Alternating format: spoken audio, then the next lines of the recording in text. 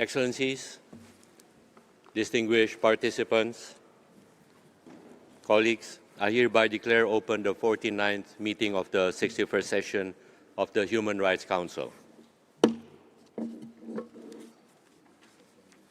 We will now turn to the urgent debate of today. As per usual practice, let me begin with a few practical details. On 23 of March, I received a letter from the permanent representative of the Islamic Republic of Iran to the United Nations office in Geneva on behalf of the government of the Islamic Republic of Iran, China, and Cuba, requesting the convening of an urgent debate during the ongoing 61st session on the protection of children and educational institutions in international armed conflicts, the aerial attacks on Shajareh Tayyebeh Girls' School in Minab, Iran, as a grave breach of international humanitarian law and international human rights law. As decided by the Council during its 45th meeting on Wednesday, 25th March, we shall now proceed with this urgent debate. The urgent debate will follow the same format as a general debate of this Human Rights Council and will follow the time-saving measures adopted by the Council on 9 February 2026. Speaking time will therefore be limited to 1 minute and 30 seconds for everyone. The list of speakers will close in 15 minutes. I now give the floor to Mr. Volker Turk, the High Commissioner for Human Rights, for his statement by video. He has the floor. Mr. President, Excellencies, distinguished delegates, the bombing of Shajareh Tayyebeh Elementary School in Minab evoked a visceral horror. The images of bombed-out classrooms and grieving parents showed clearly who pays the highest price for war: civilians with no power in the decisions that led to conflict. In this case, a reported 168 pupils, teachers, school staff, and their loved ones. I send my deepest condolences to the bereaved families. Whatever differences countries have, we can all agree they will not be solved by killing school children. That is why we have the laws of war to protect children and other civilians caught up in conflict, as well as schools and all civilian infrastructure. In the case of this school, the onus is on those who carried out the attack to investigate it promptly, impartially, transparently, and thoroughly, to determine the facts and lay the basis for accountability. Senior US officials have said the strike is under investigation. I call for that process to be concluded as soon as possible and for its findings to be made public. There must be justice for the terrible harm done. It is gravely concerning that around the world, attacks on schools are increasing. In 2024, such attacks surged by a shocking 44%, leaving 52 million children out of the classroom. I call on all countries to take urgent steps to protect educational facilities and those who study and work in them. Mr. President, resort to the use of force at a time when negotiations were ongoing is a strategic failure that has had a devastating impact on civilians. Bombs and missiles are not the path towards sustainable peace. They bring death, destruction, and misery, in many cases only deepening grievances and fueling future violence. In Iran, as the conflict has progressed, US and Israeli attacks have increasingly struck densely populated residential areas and destroyed civilian infrastructure. Homes, medical facilities, schools, courts, transport networks, and energy installations have been hit across all 31 provinces of the country. According to the Iranian authorities, more than 1,900 civilians have been killed and tens of thousands injured. The targeting of nuclear facilities is reckless beyond comprehension. These attacks raise serious concerns over compliance with international humanitarian and human rights law, under which the protection of civilians must remain central. Mr. President, the people of Iran are caught between conflict and repression. I'm gravely concerned by reports that since the start of the hostilities, the Iranian authorities have intensified their crackdown on civic space. Law enforcement authorities have repeatedly said that dissent will be treated as collaboration with the enemy and punished harshly for acts including filming damaged sites or communicating about the conflict. The authorities have intensified arrests, judicial cases, and bans against people and media outlets accused of promoting so-called enemy narratives. We have reason to believe hundreds of people have been arrested, while journalists, activists, and public figures have been placed under surveillance. The internet has been shut down for nearly a month. War does not reduce the responsibility of the Iranian authorities to abide by their human rights obligations. Mr. President, the military escalation in the Middle East and the Gulf is reaching dangerous levels. It must end. There is a high and rising risk of further contagion and increased civilian suffering in the countries directly involved. Beyond the region, there are fears of grave economic consequences, from deepening poverty and hunger to shortages of medicine and fuel. It is imperative that all parties halt the escalation. I call on the United States and Israel to end their attacks against Iran, and I call on Iran to stop attacking its neighbors and to respect and protect the human rights of its own people. I urge restraint on all sides and implore the parties to conflict to return to negotiations, the only path towards a durable solution to their differences. Divisions within this Council must not distract us from a shared focus on the human rights of people across the Gulf and the Middle East. As I address you for a second time in 3 days, I urge all states to prioritize preventing further suffering, protecting all civilians regardless of nationality or location, and seeking long-term sustainable peace. Thank you. I thank the High Commissioner. And I now give the floor to Ms. Farida Shahid, the Special Rapporteur on the Right to Education, who will deliver a statement on behalf of the Coordination Committee of Special Procedures by video. She has the floor. Mr. President, Excellencies, and distinguished delegates, today I address you in my capacity as the Special Rapporteur on the Right to Education and on behalf of the Special Procedures Coordination Committee.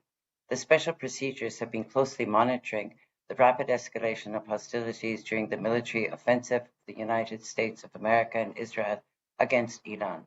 In our statement earlier this month, we strongly condemned the strike on the elementary school in Minab. On 28 February, U.S. Tomahawk missiles struck the elementary school around 10:45 a.m. local time as classes were underway. At least 175 people were killed, mostly children aged 7 to 12. Large parts of the schools were reduced to rubble, families torn apart and devastated. I reiterate what we said in our statement. A strike on a school is a grave assault on children, on education, and the future of an entire community.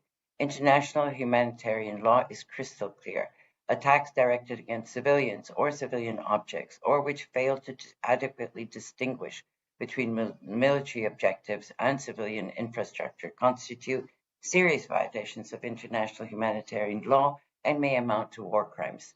This is not an isolated incident. According to various reports, over 600 schools and educational facilities have already been destroyed or severely damaged, and over 230 children and teachers killed. The strike on the school is just one consequence of this war. Over 1,000 civilians have been killed, 3 million people displaced, hospitals and World Heritage sites destroyed in Iran, while striking oil infrastructure risks serious long-term health effects in the region. Mr. President, I'm a mother. I know what it means to carry a child and bring them into the world. As parents, we watch them grow with tears and fears and sleepless nights and sheer joy when they learn and laugh, discover and grow. There's no bigger pain for any parent than to lose a child, an unimaginable rupture of life. Excellencies, on behalf of all the world's parents, I ask, who exactly will be held responsible for these deaths? Surely we cannot allow the lives of these and other children to be extinguished without consequences. Mr. President, schools are civilian objects, and children are expressly protected under international humanitarian law and the Convention on the Rights of the Child. Directing attacks against civilian objects, unless they become military objects, is prohibited under treaty and customary international humanitarian law. Indiscriminate attacks are strictly prohibited. Intentional attacks on educational buildings that are not military objectives are war crimes listed in the Rome Statute under Article 8. But what does this really mean in terms of liability? Ultimately, the responsibility lies with the state that carried out the attack on the school to conduct thorough, prompt, and impartial investigations into this attack and all attacks on civilian objects. Preliminary investigation by the U.S. military has concluded that American forces were responsible for the missile strike. The school and other buildings in the compound were each struck individually by precision munition, meaning that U.S. military clearly intended to strike the school.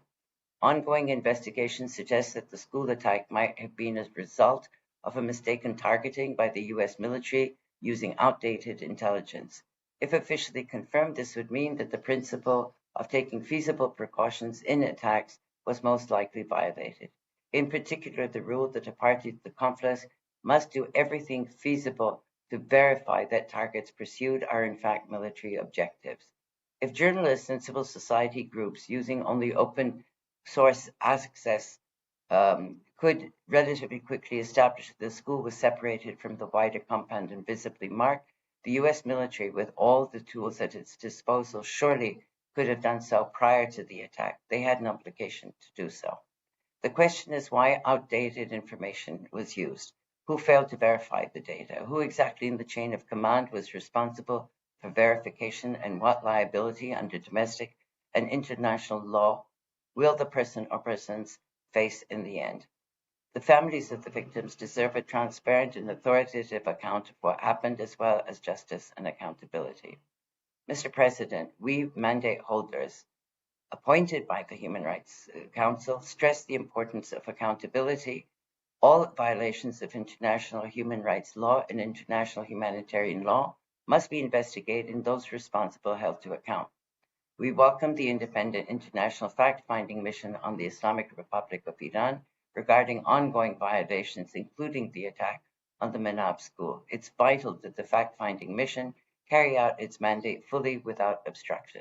We also welcome the Secretary General's annual report on children and armed conflict as a form of accountability, since its annex lists parties to conflict which have attacked schools, which are considered one of 6 grave violations against children.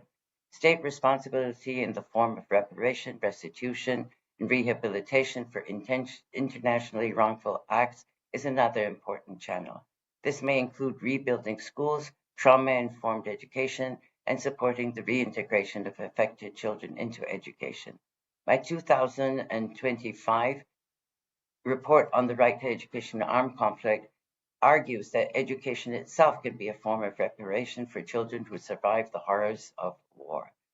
Excellencies, this tragic incident must not fall into an accountability gap. Every possible avenue for accountability must be explored, and if the existing framework falls short of holding the responsible party to account, the priority must be creating a stronger framework. This is a matter of justice. Parents and children around the world need assurance that such violations will not be repeated. There must be no impunity for countries and decision makers who permit attacks on children. In concluding, I stress that the right to education remains fully applicable during armed conflict, protected under both international human rights law and international humanitarian law, which have mutually reinforcing and complementary roles.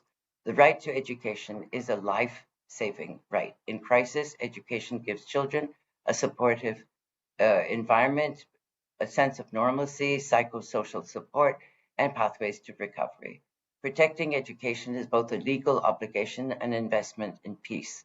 Therefore, education must be treated as a core humanitarian priority alongside food, water, shelter, and healthcare. While this urgent debate focuses on the school attack in Minab, the human cost of this conflict extends across the region. The protection of all civilians on all sides of this conflict must remain the central priority. All efforts must be directed towards preventing further harm, ensuring access to essential services, and safeguarding the dignity and rights of all affected populations. The world needs peaceful coexistence where communities can live without fear and children grow up safely. We call for an immediate end to hostilities and urge all parties to fully respect their obligations under international humanitarian law to protect civilians and to provide justice and effective redress for victims. The special procedures stand ready to support the Council and all relevant actors in addressing the human rights implications of this crisis, promoting accountability, and advancing efforts towards de-escalation and lasting peace. Finally, our thoughts are with the families of the victims and the survivors who now face unimaginable trauma. The killing of children can never, ever be justified. Thank you. I thank the Special Rapporteur on the Right to Education, who spoke on behalf of the Coordination Committee of Special Procedures. And I would like to remind the Special Procedures that the Council has affected the time-saving measures on 9 February 2026 to remind them of time limits when speaking before the Council, as everybody else. I now give the floor to Ms. Mohadeseh Falahet, mother of 2 children killed in the strike on the school in Minab.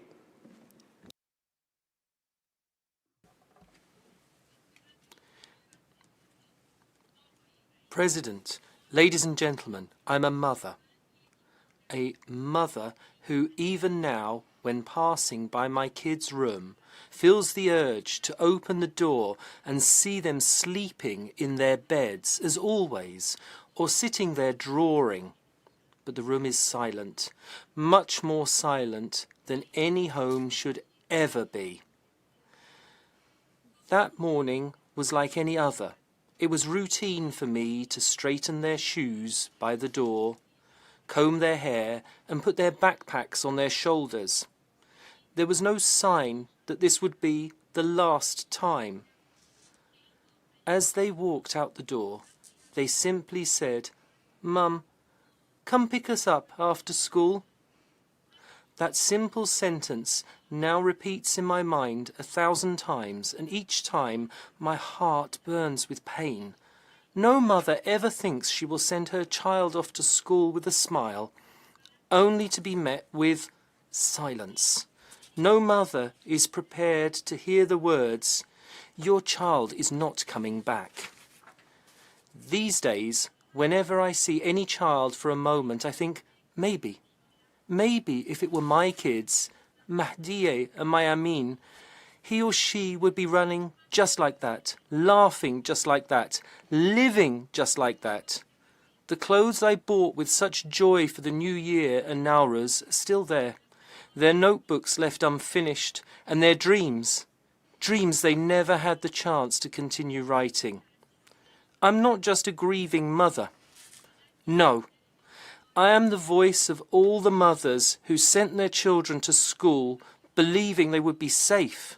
A school was meant to be a place for learning, laughing, and building the future, a safe place for the children who were supposed to build the future of this world, not a place where their future is extinguished in an instant.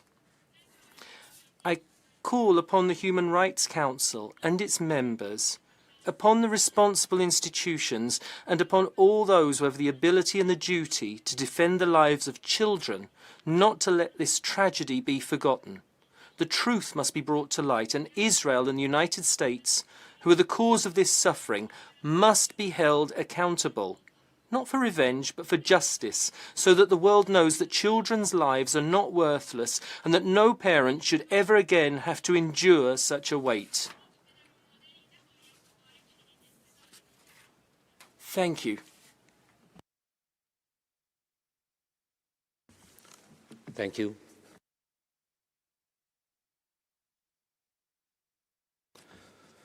I now give the floor to His Excellency, Mr. Syed Abbas Araghchi, Minister of Foreign Affairs of the Islamic Republic of Iran. Bismillah ar-Rahman ar-Rahim. Distinguished delegates, dear colleagues.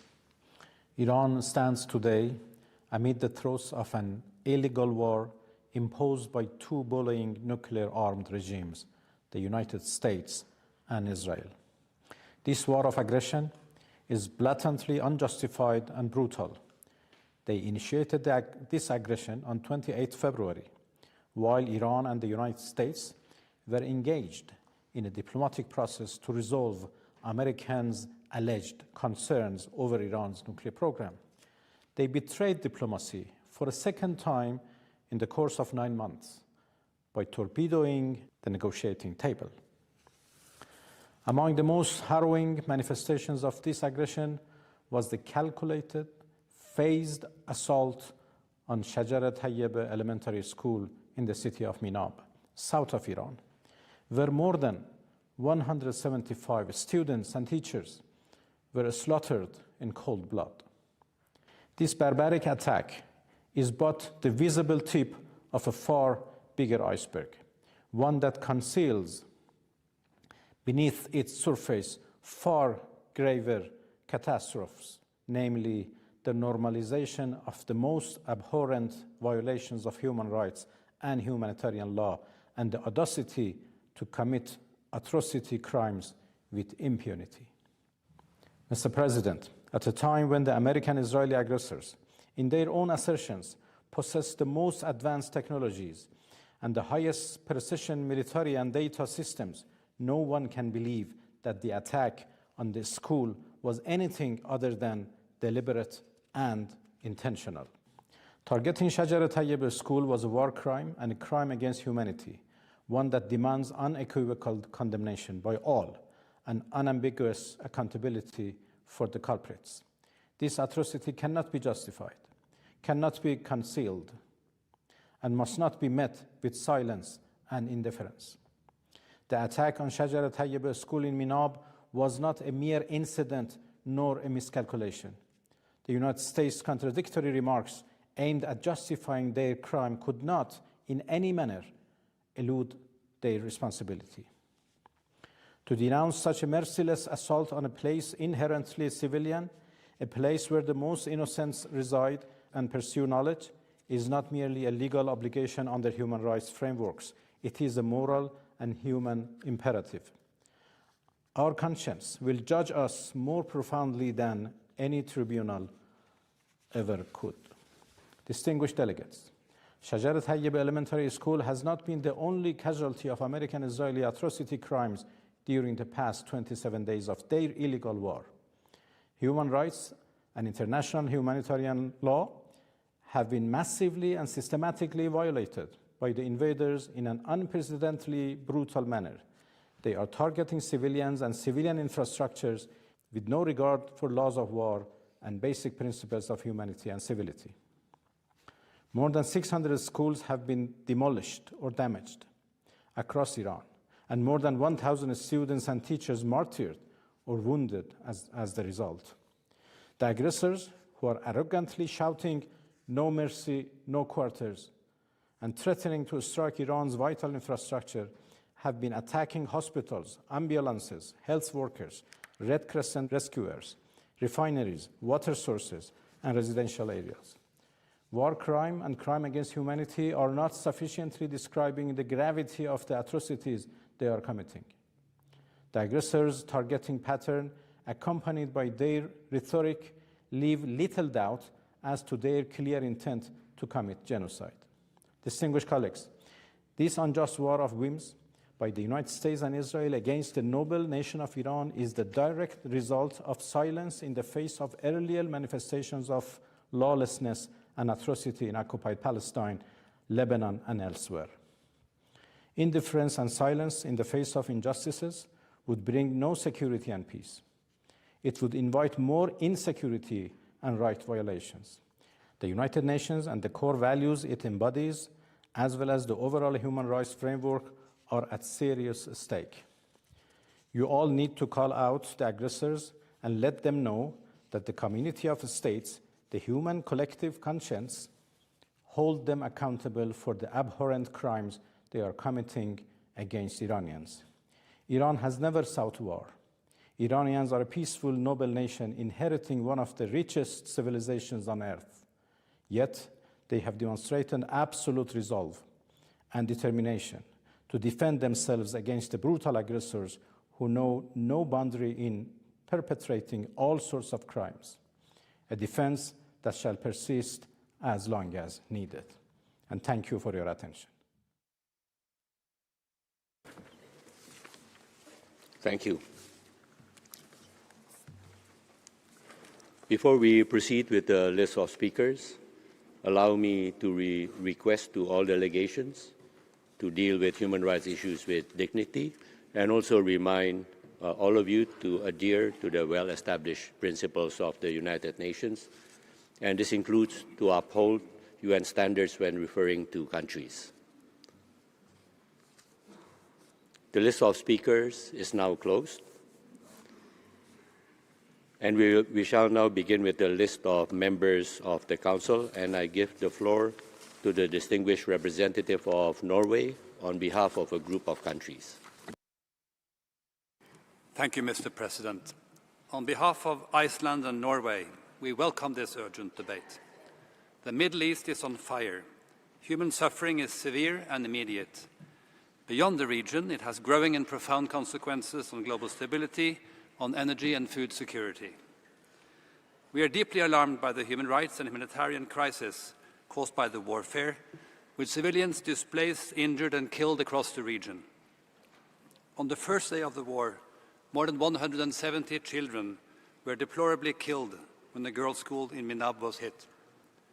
And since then, several schools, hospitals, energy infrastructure and other civilian objects have also been hit, increasing risk to all civilians. This is unacceptable. We call on all parties to respect IHL and to use the tools of the Safe Schools Declaration to protect children and education.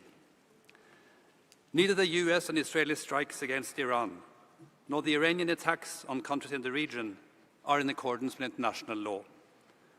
The human rights situation in Iran, especially with regards to women and girls, is intolerable.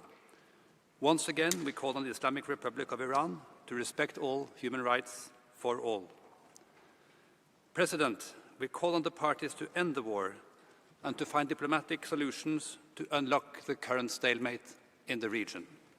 Thank you. Thank you. I now give the floor to the distinguished representative of the European Union. Mr. President, I speak on behalf of the EU. Albania, Bosnia and Herzegovina, Liechtenstein, North Macedonia, Moldova, Montenegro and Ukraine align themselves with this statement. The EU deplores the loss of all civilian life and calls for an immediate end to strikes against civilian infrastructure. We call for de-escalation and restraint, protection of civilians and respect of international law, including the UN Charter, by all parties. We are deeply saddened by the loss of children's lives in Iran, including those killed in the strike against the school in Minab. The EU calls on all parties to take all measures to ensure children's rights are fully respected. Attacks against civilian objects constitute a violation of IHL. We call on all parties to take necessary measures to protect children, including ensuring that civilian facilities are not attacked. The EU calls on Iran to cease violence and repression against its own people. The EU calls for the respect of the rights and freedoms of the Iranian people. The EU has taken targeted restrictive measures against those responsible for serious human rights violations in Iran and will continue to do so as long as necessary. The EU fully supports the work of the FFM and of the SR. Thank you. Thank you. I give the floor to the distinguished representative of Venezuela on behalf of a group of countries. Thank you, President. The Group of Friends in Defence of the United Nations Charter welcomes this initiative of Iran, China and Cuba to hold an urgent debate. We vehemently condemn the killing of 168 children at Minab Primary School in the Islamic Republic of Iran on the 28th of February. The United States and Israel must respect international humanitarian law and international human rights law. We are deeply worried at the attack on Minab Primary School, which led to the deaths of nearly 170 children and many more were injured. Attacks on schools are war crimes. All states have the basic responsibility to protect children, ensure full enjoyment of human rights, and to uphold their obligations under international humanitarian law in the context of armed conflict. We're deeply worried at the growing threats to civilian infrastructure, as well as the environmental impacts of acid rain and the poisoning which results from attacks on oil infrastructure. The long-term consequences of these acts will go beyond the current generations. We call for distinction, proportionality and precaution to be fully respected during hostilities. Thank you very much. Thank you. And I give the floor to the distinguished representative of Indonesia. Thank you, Mr. President. Indonesia strongly condemns the deliberate attack against Shajareh Tayyebeh's girls' school in Minab, carried out in the context of the unprovoked military campaign by the US and Israel across Iran. We extend our deepest condolences to the people of Iran, particularly the families of the victims. Across the Middle East, we have seen thousands of schools in Gaza, Iran, and Lebanon, along with hospitals and homes have been destroyed in patterns of this attack. No military or political justification can excuse the killing of children. This attack reflects a method of warfare we have seen in Gaza. Repeated strikes on civilian infrastructure where harm to civilians is part of a broader pattern resulting in widespread destruction. This Council has to recognize the growing application of Israel-Gaza method, where children and families are assassinated for political and military purposes. Francesca Albanese clearly warned us about this. I call on this Council to recognize this danger. The growing grave violation of international humanitarian and human rights law may amount to war crimes in Iran and across the region. Accountability is essential, and this Council must not allow silence or selectivity to embolden impunity. Indonesia therefore calls for an independent and impartial investigation, full accountability for those responsible, and comprehensive redress for victims. Thank you. Thank you. I now give the floor to the distinguished representative of Ethiopia. Mr. President, Ethiopia reaffirms its unwavering commitment to the purposes and principles of the United Nations Charter, including the prohibition of the use of force and the peaceful resolution of disputes. We express our grave concern over the deteriorating situation in the Middle East and urgently call for an immediate cessation of hostilities. We extend our condolences to the families of the victims and to all those affected by the ongoing violence in the region. We urge all parties to exercise maximum restraint, take all feasible measures to protect civilians and civilian infrastructure, and fully comply with international humanitarian and human rights law. Ethiopia calls upon the international community to redouble its efforts towards de-escalation and to place renewed emphasis on dialogue and diplomacy as the only viable path to sustainable peace and lasting stability. In closing, Ethiopia remains ready to constructively engage with and support all credible initiatives aimed at advancing peace, strengthening security, and fostering stability. I thank you. Thank you.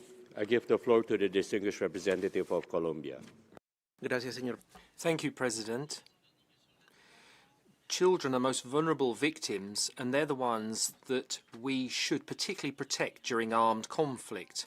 Humanity should spare no effort to guarantee the future of our planet. All parties to armed conflicts must understand that if they do not do this, then they are crossing unforgivable red lines. Colombia vehemently condemns the attack on Minab Primary School, which took the life of nearly 200 girls. And we offer our solidarity to all the victims of hostilities in the Middle East. And we deeply regret the fact that hundreds of civilians have suffered the consequences of the escalation of violence arising from the military aggression of the United States and Israel against Iran.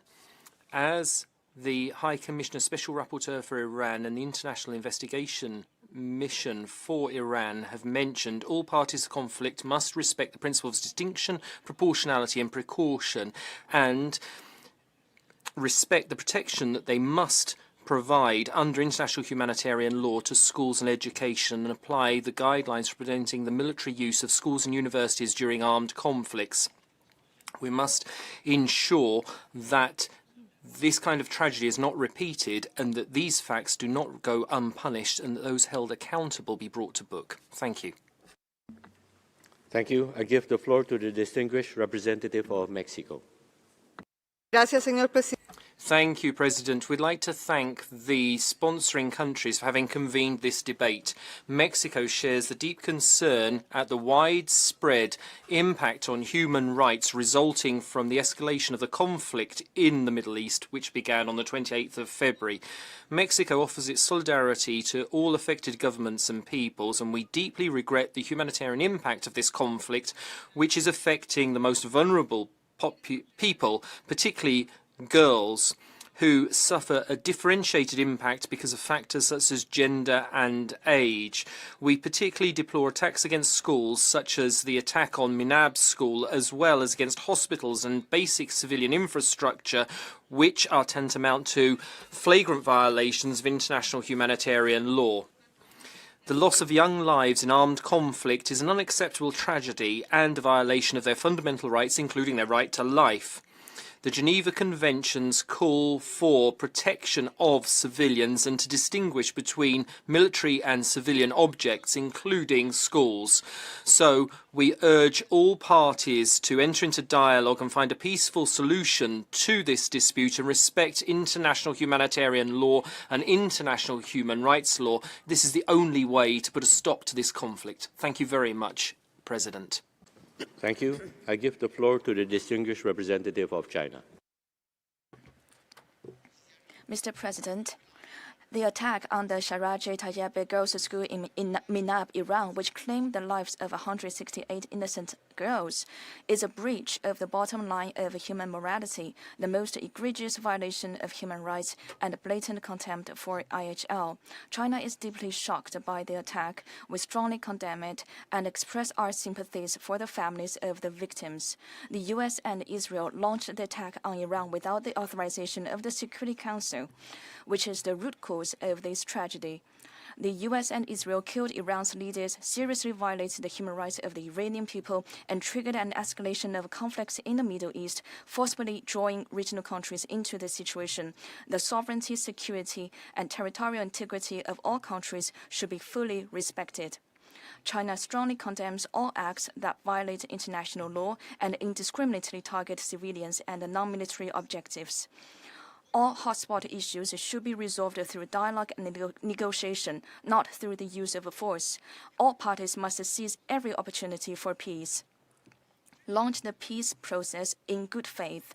Take practical actions to protect the basic human rights of the people in the region and safeguard peace and stability in the Middle East. Thank you, President.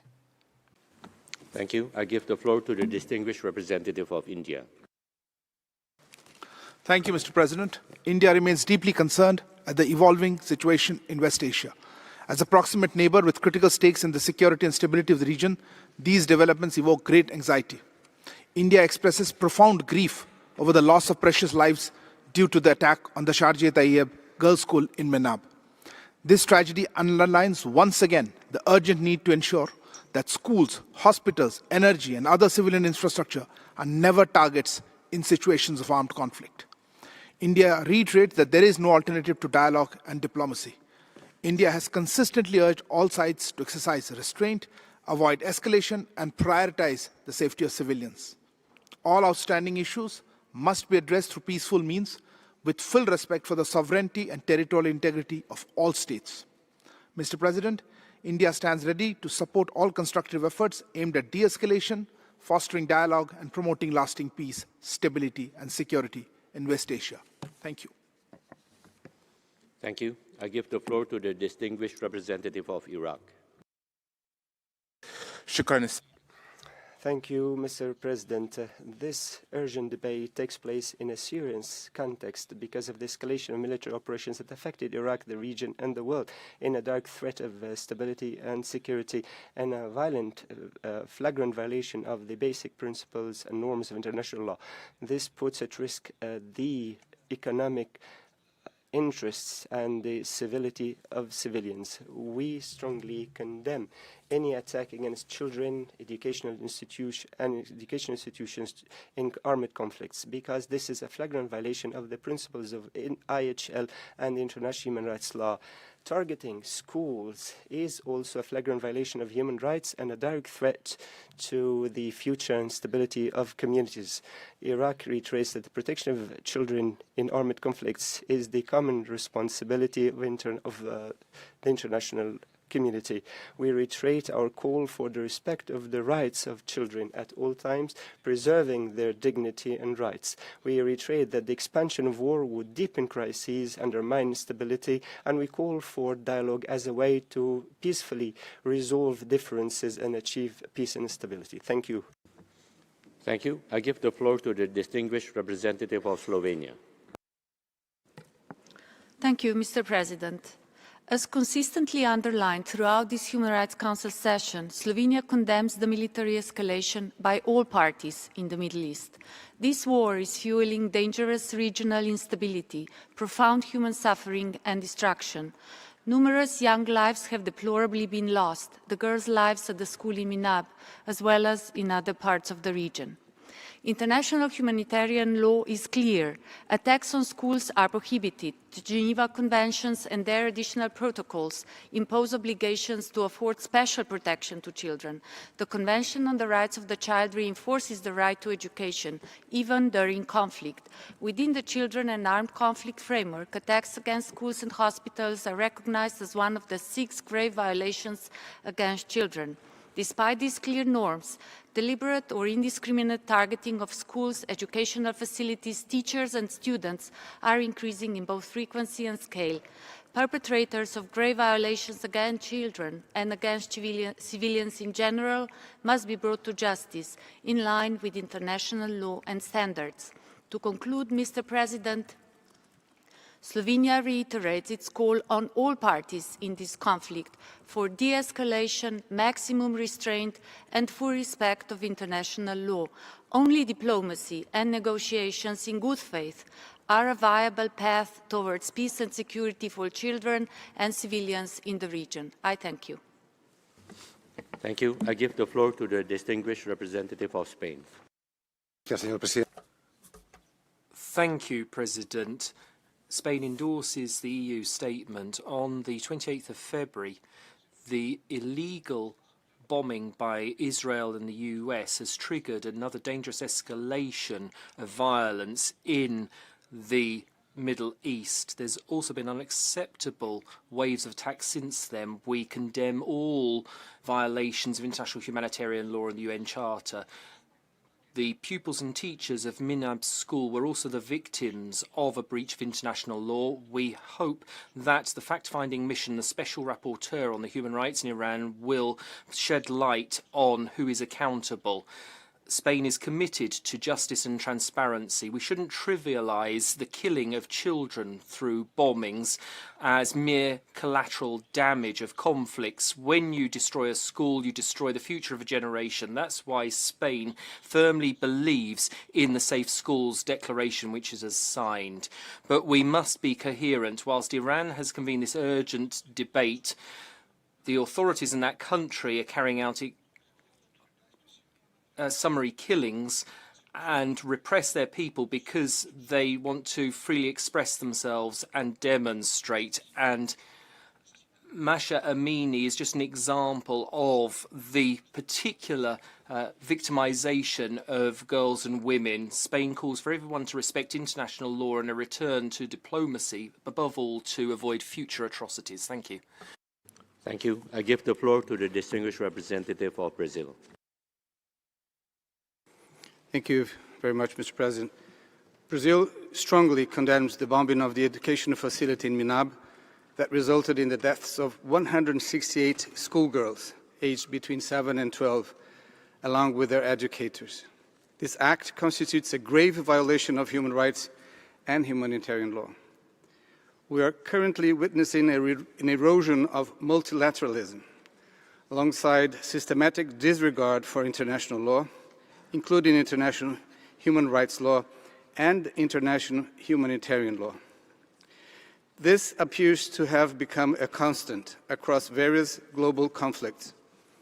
The current situation in the Middle East would justify a comprehensive and non-selective debate in this Council, Mr. President, one that addresses human rights violations in the entire region and the responsibilities of all parties involved in the hostilities. It would also demand the fulfillment of international obligations to protect civilians, and we regret that the path of fragmentation has prevailed over a holistic approach to the crisis. We recall that the protection of children in armed conflict will be the subject of a specific resolution during this 61st session presented by GRULAC and the European Union. To conclude, let me be clear. Children must be protected at all times and without exception. I thank you. Thank you. I give the floor to the distinguished representative of France. Merci. Thank you, President. The war in the Middle East is a serious threat to security in the region and must be stopped forthwith. It's only by respecting international law and returning to diplomacy that we will ensure that there is lasting stability and security in the region. The bombing of the Minab school led to an outpouring of emotion. France offers its condolences to the families of the victims, and we hope that those accountable will be held to account for this tragedy. We call for respect by all parties to international humanitarian law. It's vital to swiftly put a stop to the targeting of civilian infrastructure in order to protect civilians and ensure access to basic services such as energy production. But France doesn't forget that Iran deliberately and systematically targets civilians and civilian infrastructure, and we firmly condemn that. We don't forget either the multiple human rights violations committed by the regime, and we stand in solidarity with the Iranian people. France supports the renewal of the mandates, the fact-finding mission, and special rapporteur in order to document violations, particularly bearing in mind the brutal repression of demonstrations in Iran in January. Thank you very much. Thank you. Before I give the floor to the next delegation, let me remind all of you to adhere to the well-established principle of the United Nations to uphold UN standards when referring to countries. And I now give the floor to the distinguished representative of Cuba. Señor Presidente, President, on the 28th of February, the United States and Israel launched a military attack on Iran. This is a flagrant violation of the UN Charter and international law. Cuba firmly condemns this aggression, and we call for it to immediately cease. As a result of the attack on the Minab primary school, 168 Iranian girls were murdered and many others were injured. There were horrendous images of classrooms that were turned into ruins, but those who are responsible have not even offered an apology. This is not just a one-off. Many other civilian objects have been attacked in Iran. Schools are protected spaces. There's no justification for bombing a school which is full of children. This is not collateral damage. This is a war crime. This council must condemn the tragedy in Minab and ignore ideological differences in this regard. This is why we convened this urgent debate. We must ensure the inviolability of schools. This is not selective. There must be an independent and impartial investigation into this incident in order to ensure those who are responsible are held accountable. Pain doesn't end, and victims have a right to truth and reparation. Thank you very much. Thank you. I give the floor to the distinguished representative of the United Kingdom. Mr. President, we are appalled by all reports of civilian deaths in Minab, in Iran, and across the region. Innocent civilians should never be caught in the crossfire. Our thoughts are with the victims and their families. We support all action that will help bring a swift end to this conflict. Mr. President, even in times of conflict, we cannot ignore Iran's own human rights record, which remains dire. Just 2 months ago, this Council met to condemn the brutal killing of thousands of Iranian protesters exercising their right to peaceful protest. Iran's abhorrent use of the death penalty and continued internet restrictions fuel cycles of repression for the people of Iran. The UK will continue to work with international partners, including the UN fact-finding mission and the Special Rapporteur, to hold Iran to account for its repression of women and girls, religious and ethnic minorities, and human rights defenders. We know it takes huge bravery to protest and to speak out in the face of this oppression, especially for women and girls who continue to endure severe repression in their daily lives. Mr. President, the UK demands that the Iranian authorities fully respect human rights and fundamental freedoms of all people in Iran. Thank you. Thank you. I give the floor to the distinguished representative of Angola. Mr. President, a strike against a school constitutes a grave violation of the rights of children and on education itself, undermining the very foundation of the future of any society. Such acts are particularly alarming as they target those who are most vulnerable and jeopardize the prospects of entire communities. Schools, civilian objects, and children benefit from explicit protection under the international humanitarian law. Accordingly, any attack against them is strictly prohibited. Angola expresses its deep concern over the escalation and tensions in the region, which continue to exacerbate this instability and contribute to the deterioration of the human rights and humanitarian situation. In this regard, Angola calls for maximum restraint by all parties, emphasizing that further intensification of hostilities will only deepen human suffering and hinder prospects for peace. Angola's position remains firmly grounded in its unwavering respect for the principles enshrined in the Charter of the United Nations, namely the sovereignty and territorial integrity of states, the peaceful settlement of disputes, and the prohibition of the use of the force outside the framework of international law. The Middle East deserves to live in peace, stability, and sustainable development. In this regard, it is the collective responsibility of the international community, including this Council, to act with urgency and determination to prevent further escalation and to promote meaningful pathways for dialogue, de-escalation, and reconciliation. I thank you, Mr. President. I now give the floor to the distinguished representative of Mauritius.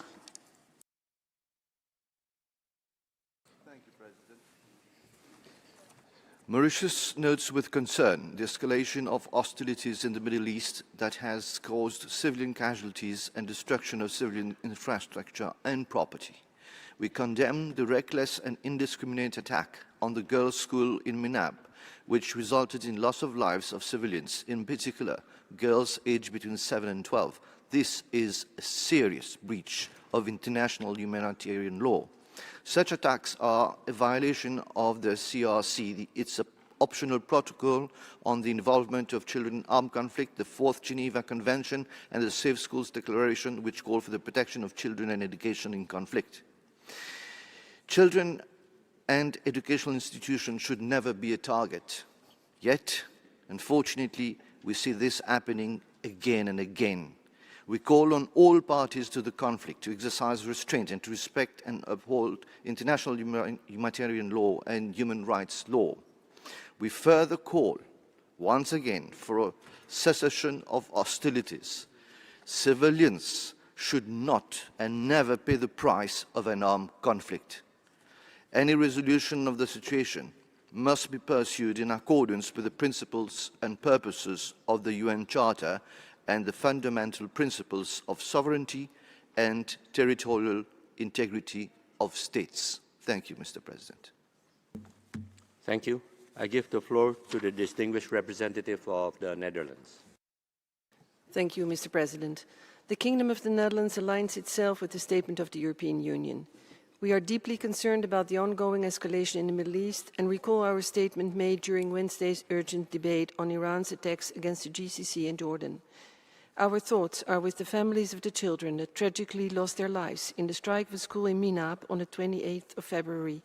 We call for an immediate end of all attacks targeting civilians and civilian infrastructure, including schools, which must remain safe spaces for learning and are protected under international humanitarian law. Children must be protected at all times from direct and indirect effects of hostilities. We support the ongoing monitoring and investigation of the International Independent Fact-Finding Mission and the Special Rapporteur, and ask for adequate resources and institutional support so that they can carry out their independent monitoring and investigative work. Widespread human rights violations persist unabated in Iran, which we condemn. We call upon Iran to provide full access to the country. Mr. President, we call for de-escalation and maximum restraint and call on all parties to comply with obligations under international law, including international humanitarian law. Thank you. Thank you. I give the floor to the distinguished representative of Italy. Thank you, Mr. President. Italy aligns itself with the statement of the European Union. We express our condolences and deep sorrow for the loss of 165 school children following the attack on a school in Minab. Italy is particularly concerned about the severe impact of the ongoing military escalation in the region on civilians and their human rights. Children are among the most vulnerable victims of conflicts and continue to suffer unacceptable violence. In this regard, international humanitarian law serves both as a legal obligation and as a warning. It recognizes general protection against attacks on military use of schools as civilian objects. Even when they do not cause casualties, attacks on schools immediately affect children's right to education and the reconstruction of post-conflict societies. As a supporter of the Safe Schools Declaration, Italy will continue to encourage other countries to endorse and implement the declaration. Mr. President, children must be always protected, both in war and in peace. We urge the Iranian authorities to uphold their international obligations, including by stopping all executions, especially of minors convicted of crimes committed before they were 18 years old. I thank you. Thank you. I give the floor to the distinguished representative of South Africa. Thank you, Mr. President. Earlier this month, the Deputy High Commissioner reminded us that war is the ultimate violation of a child's right. Yet, as reflected by the topic of this urgent debate, it is children who are bearing the brunt of the military escalation in the Middle East. South Africa condemns the aerial attack on Shajareh Tayyebeh Girls' School, resulting in the death of 168 children. This horrific act not only shattered the lives of innocent children and teachers, but also struck at the very core of what schools represent, the promise of a brighter future. We therefore express our most profound condolences with the families of all victims and solidarity with survivors. In so doing, we wish to remind all parties of their obligations to uphold international law, including international human rights law, international humanitarian law, and the UN Charter. The children of the region deserve better. Schools must remain safe havens where young minds can thrive fear from fear. We thus urge the parties to de-escalate and use dialogue as a means of resolving the conflict instead of beating the drums of war. I thank you. Thank you. I give the floor to the distinguished representative of Thailand. Thank you, Mr. President. Thailand is profoundly saddened by the attack on girls' schools in Minab and the tragic loss of civilian lives, most of them innocent children. We extend our sincere condolences to all victims and their families. Thailand reaffirms the principles enshrined in the UN Charter, including non-use of force and peaceful resolution of dispute. This war should never have happened. We regret that diplomacy was not given a chance. We are gravely concerned by the escalating situation and its widening humanitarian impact, both within Iran and across the region. Attacks on civilians and civilian infrastructures are unacceptable. Medical facilities, schools, residential areas, and essential energy infrastructures must be protected as they sustain civilian lives and livelihoods. Thailand calls for strict compliance with international human rights and humanitarian law. We are also concerned by the growing global consequences of this conflict, with significant economic and social repercussions and implications for international peace and security. Thailand calls on all parties to exercise maximum restraint, cease hostilities, de-escalate tensions, and urgently return to dialogue and diplomacy towards peaceful resolution grounded in international law and the UN Charter. I thank you. Thank you. I give the floor to the distinguished representative of Vietnam. Mr. President, Vietnam unequivocally opposes the use of force against targeting civilians and civilian infrastructure. We express deep concern over civilian casualties resulting from the ongoing conflicts in the region, particularly among girls and other vulnerable groups. The targeting of schools and educational facilities is especially concerning as it deprives children of safety, dignity, and their fundamental right to education. Civilians, schools, and essential civilian infrastructure must be protected under all circumstances. Vietnam calls on all parties to exercise maximum restraint and to fully comply with international law, in particular international humanitarian law, the UN Charter, and the independence, sovereignty, and territorial integrity of states in the region.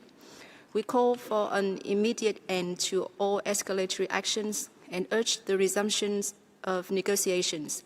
Vietnam expresses its support for the efforts of all relevant countries and international organizations to de-escalate tensions, promote dialogue, and seek peaceful solutions to the conflict. We wish to recall that Vietnam, together with ASEAN member states, issued an ASEAN Foreign Minister's statement on the situation in the Middle East on the 4th of March. I thank you, Mr. President. Thank you. I give the floor to the distinguished representative of Pakistan. Thank you, Mr. President. Across conflict zones and situations of foreign occupation around the world, millions of children are growing up amid rubble and trauma rather than in classrooms or playgrounds.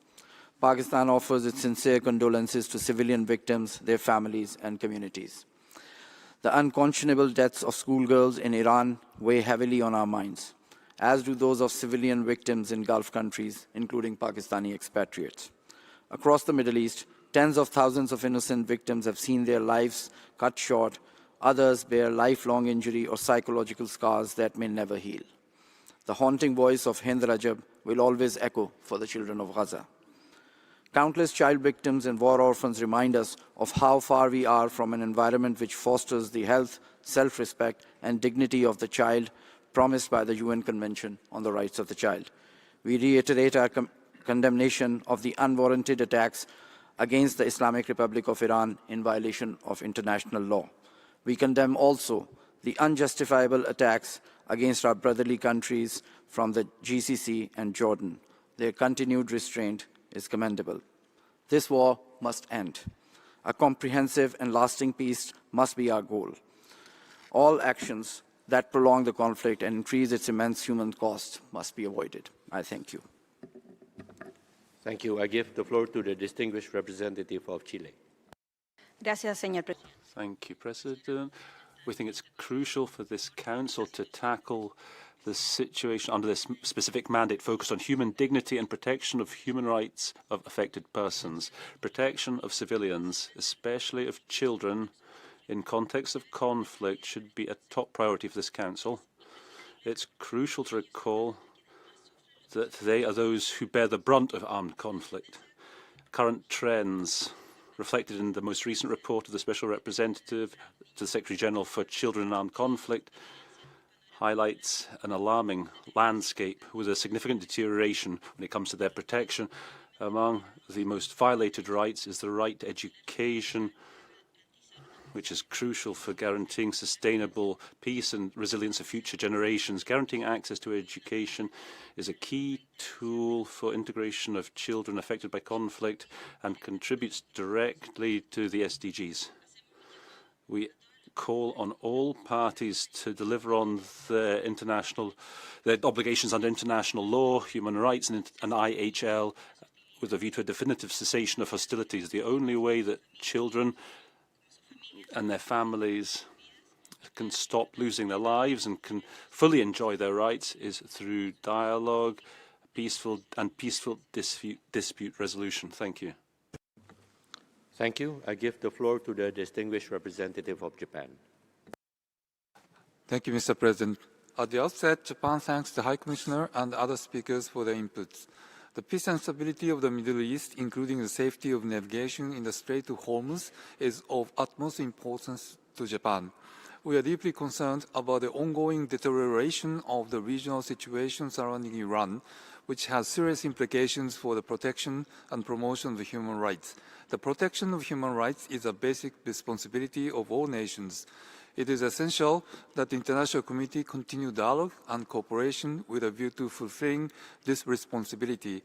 As a country that respects fundamental values and principles such as freedom, democracy, human rights, and the rule of law, Japan will continue to make all necessary diplomatic efforts in coordination with the international community to bring about an early de-escalation of the situation, thereby also improving secure access to safe and quality education in the region, which is fundamental to the future.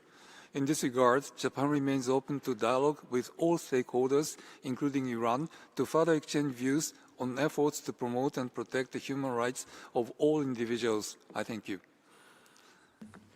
Thank you. I give the floor to the distinguished representative of the Gambia.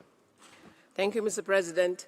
The Gambia expresses deep concern and strongly condemns the missile struck on Shajareh Tayyebeh Girls Elementary School in Minab, which resulted in the loss of civilian lives, including more than 100 innocent children. We extend our sincere condolences to the government and people of the Islamic Republic of Iran on this tragic loss. We recall the Convention on the Rights of the Child, which affirms the right of every child to life and protection from violence. We also recall the Safe Schools Declaration of 2015, which emphasizes the imperative of ensuring that schools remain safe spaces for learning, even in the midst of armed conflict. The protection of children, educational and health institutions must remain a priority at all times. We further emphasize the obligation of all states under international humanitarian law, including the Geneva Conventions, to ensure full respect for the principles of distinction, proportionality, and precaution in the conduct of hostilities. We call on all parties to the current conflict to recommit to the fundamental principles of the United Nations Charter, including respect for sovereignty and territorial integrity of states, as well as the obligation to resolve disputes through peaceful means. In line with its mandate, the Council must live up to its obligation of addressing human rights violations whenever they occur. Thank you, Mr. President. Thank you. I give the floor to the distinguished representative of the Dominican Republic. Thank you, President. The Dominican Republic expresses its profound concern at the attacks against children and education institutions in the context of armed conflict. Protection of childhood is a central obligation of international law. In particular, schools, as assets of a civilian nature, should be respected and protected at all times. As per the Geneva Conventions of 1949 and its customary laws, parties in a conflict are obliged to distinguish between civilians and combatants, as well as between civilian objects and military objectives. We reaffirm our commitment to the fundamental principles of international law, especially IHL and international human rights law.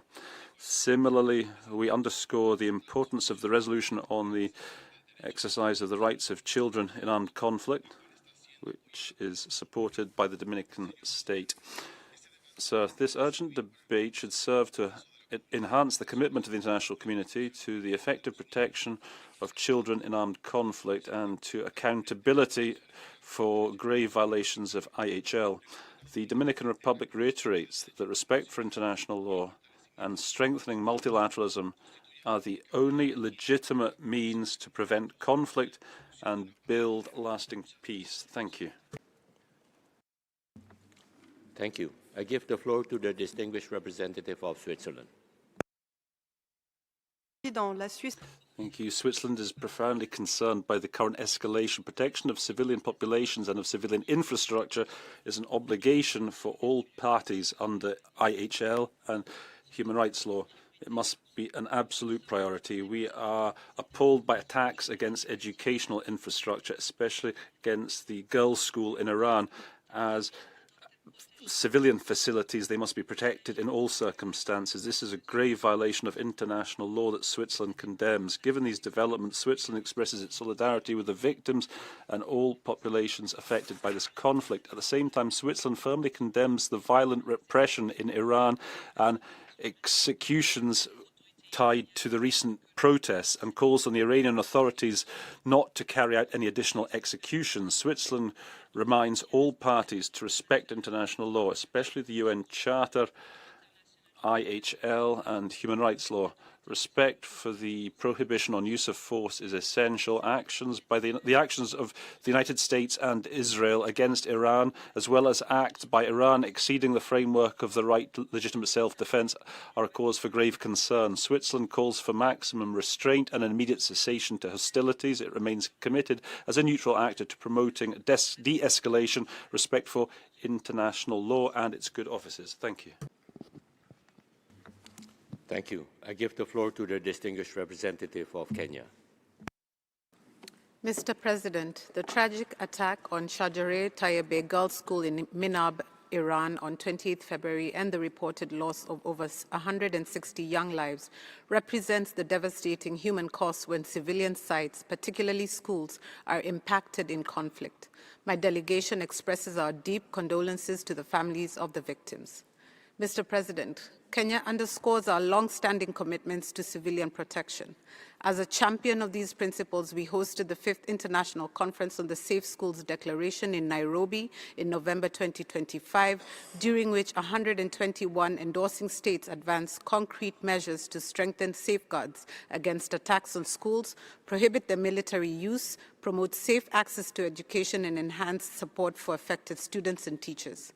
We call on all parties to armed conflict to comply fully with their IHL obligations, including the special protections afforded to children and civilian objects.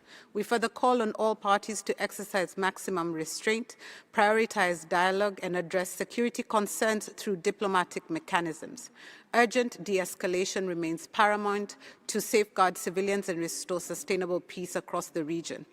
We further urge all states to prioritize practical steps that shield the most vulnerable and preserve education as a foundation for peace. I thank you, Mr. President.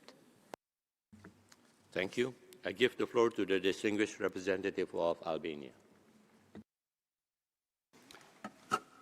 Monsieur le Président, President Albania expresses profound concern at the rapid, dangerous escalation of the situation in the Middle East. As ever in all armed conflicts, it's civilians who pay the highest price. Unfortunately, that's the case of the children at Minab and their teachers.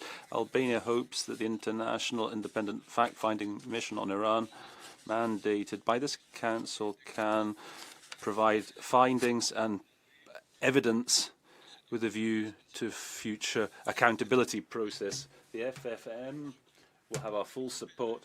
Albania calls for immediate de-escalation, for protection of civilians and essential infrastructure, as well as the urgent relaunching of a credible diplomatic process. So, in Iran, ordinary citizens have been abducted, been stripped of their dignity and freedom. Many have paid the price with their lives, their freedom and security. Their courage means that we must not look away. Iran must put an end to its repression and its violence against its own people, and which has gone on for decades. Albania stands side by side with the Iranian people and their legitimate aspirations to freedom, dignity and justice. I thank you. Thank you. Excellencies, distinguished representatives, we shall now proceed with the list of observers of the Council, and I give the floor to the distinguished representative of Australia. Thank you, President. Australia remains deeply concerned that the conflict in the Middle East continues to endanger civilian lives. Since the outbreak of hostilities, Australia has called on all parties to uphold international humanitarian law and protect civilians and civilian infrastructure. Vulnerable cohorts, especially children, are disproportionately affected by war. Attacks against schools, education infrastructure, and teachers deprives children of the right to learn in safety and shelter from conflict for which they are not responsible. We urge all parties to conflict to prioritise the protection of education, safeguard schools as civilian spaces, and ensure every child has access to safety, learning and hope. On the 9th of March 2026, Australia joined a statement in this forum alongside other nations who have endorsed the Safe Schools Declaration. We reaffirm today that the right to education must be respected during armed conflict. This is grounded in international law and is the cornerstone of the Children and Armed Conflict agenda. Children deserve more than survival. They deserve a future. We have a responsibility to make it possible. Thank you. Thank you. I give the floor to the distinguished representative of Ireland. President, Ireland aligns with the statement of the European Union. Ireland recalls that international humanitarian law applies to all parties in the conduct of military operations and must be upheld. Current conflicts in the region undermine the human rights of all. We reiterate our call for de-escalation and maximum restraint, the protection of civilians and civilian infrastructure, and full respect for international law by all parties. Ireland is appalled by the bombing of the school in Minab, in which at least 110 children were killed, and offers its condolences to their families. Any killing of children is abhorrent. This must not become normalised as a collateral consequence of war in the Middle East or elsewhere. Thousands of people have been affected by aerial bombardment, drone and missile attacks and displacement across the region. The killing of over 200 children in Iran, over 100 in Lebanon, 4 in Israel and 1 in Kuwait since 28 February is deeply concerning. Protection of civilians and children must be prioritised by parties to conflict. We call on all parties to cease violence and to comply with obligations under international law. Civilian infrastructure, including schools and buildings used for education purposes, must be protected during armed conflict. Those responsible for grave violations against children in armed conflict must be held accountable. Thank you. Thank you. I give the floor to the distinguished representative of the Russian Federation. Thank you, President. We are seriously concerned by the ongoing armed confrontation in the Middle East and the risk of further escalation. We see ever more damage being inflicted on energy and other vital infrastructure in Iran and in neighbouring Arab states. For our part, we are in favour for a swift cessation by all parties of hostilities and the adoption of exhaustive measures to ensure security of civilians and civilian infrastructure in all countries in the region. We strenuously condemn the strike on the girls' school in Minab that took the lives of innocent children. Any attacks on civilian objects, be it in Iran or the Arab countries, are unacceptable and there must be no place for them. We call for a swift cessation of hostilities that was a result of the unprovoked aggression by the US and Israel against Iran.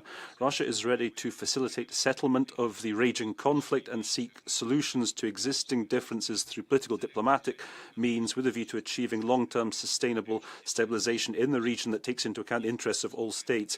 We underscore the need to create conditions for coexistence in peace, security and an atmosphere of good neighbourliness between the friendly Arab countries and Iran. The first step to that goal should be immediate. Should be the US and Israel immediately putting a stop to this military escalation and escapade. Thank you. Thank you. I give the floor to the distinguished representative of Libya. شكرا السيد الرئيس. بداية نتقدم بالتعازي.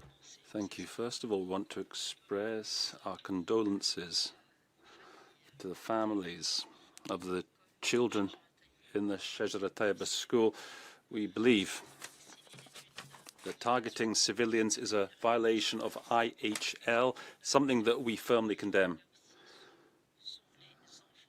It's the children who pay the highest price of conflict. It's important to respect international humanitarian law, as well as the need to protect civilians and civilian infrastructure, including schools and hospitals in times of war, in line with international humanitarian law.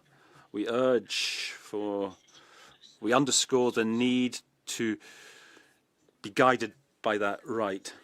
We condemn the ongoing Israeli attacks against the Palestinian people and against the Islamic Republic of Iran and against Lebanon, a brother country. This threatens international and regional peace and security. We call on the international community to shoulder its responsibilities by putting an end to those violations and ensuring accountability for the perpetrators. In conclusion, we share the appeal of the UN Secretary General for an end to the war, saying that diplomacy was the only appropriate solution. Thank you. Thank you. I give the floor to the distinguished representative of Belgium. Mr. President, Belgium aligns itself with the EU statement. Let me start with a clear message to the initiator of this urgent debate. Iran must stop violently repressing its own population. We condemn this repression in the strongest terms. Iranians deserve to fully enjoy their human rights to strive for a more dignified and democratic future. On the focus of this debate, as we know, IHL is about balancing military necessity with the principle of humanity. Unfortunately, at times, this balance is strained when the conduct of parties to a conflict departs from the humanitarian constraints that the law is designed to uphold. This is particularly evident when schools, hospitals, and other civilian objects, each expressly protected under IHL, are targeted. In this regard, and like the High Commissioner, we welcome the ongoing investigations announced by the US authorities and call for these to be completed in a prompt, thorough, independent, impartial, and transparent manner. We furthermore urge Iran to instantly cease all of its own indiscriminate attacks. We strongly condemn Iran's attacks against inter alia, residential areas, hotels, diplomatic missions, civilian airports, economic centers, ports, and energy infrastructure. To conclude, we repeat our call for immediate de-escalation and maximum restraint, and for the full respect of the core principles of distinction, proportionality, and precautions, which regulate the conduct of armed conflict. I thank you. Thank you. I give the floor to the distinguished representative of Maldives. Mr. President, the Maldives is deeply alarmed by the continued escalation of conflict in the Middle East following the military attacks initiated by Israel and the United States against Iran. We extend our deepest condolences to the victims and their families and wish speedy recovery to those injured. Schools are not targets. Children are not targets. The Maldives unequivocally condemned the attacks on a girls' school in Minab that resulted in the death of more than 170 children. Such acts constitute a serious violation of international humanitarian law and international human rights law. Israel, already a serial violator of international law and a sponsor of state terrorism, is at the core of fueling this conflict and destruction, reflecting a pattern of continued aggression that has plunged GCC countries and Jordan, as well as Palestine and Lebanon, into crisis. We stress the urgent need to end the long-standing culture of impunity enjoyed by Israel that has enabled such actions to persist. The Maldives reminds all parties of their international obligations and call on the international community to intensify efforts to de-escalate the situation, protect civilians, and ensure accountability. I thank you. Thank you. I give the floor to the distinguished representative of Bangladesh. Thank you, Mr. President. Mr. President, Bangladesh strongly condemns the attack on the Shajareh Tayyebeh Girls' School in Minab in Iran, resulting in the tragic killing of 168 innocent children. This egregious attack is a grave and flagrant violation of international humanitarian law.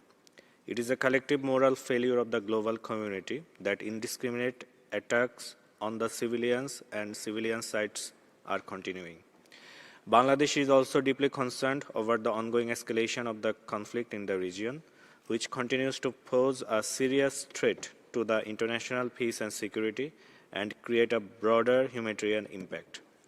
Bangladesh is not immune to the ongoing conflict, which has already resulted in tragic loss of lives of Bangladeshis working in the region and is placing significant strain on the country's energy security and economic stability. Therefore, Bangladesh once again calls for restraint, immediate de-escalation and cessation of hostilities by all parties and underscores that diplomacy and constructive dialogue must be allowed adequate opportunity in finding the just and lasting solution of the crisis. I thank you. Thank you. I give the floor to the distinguished representative of Uruguay.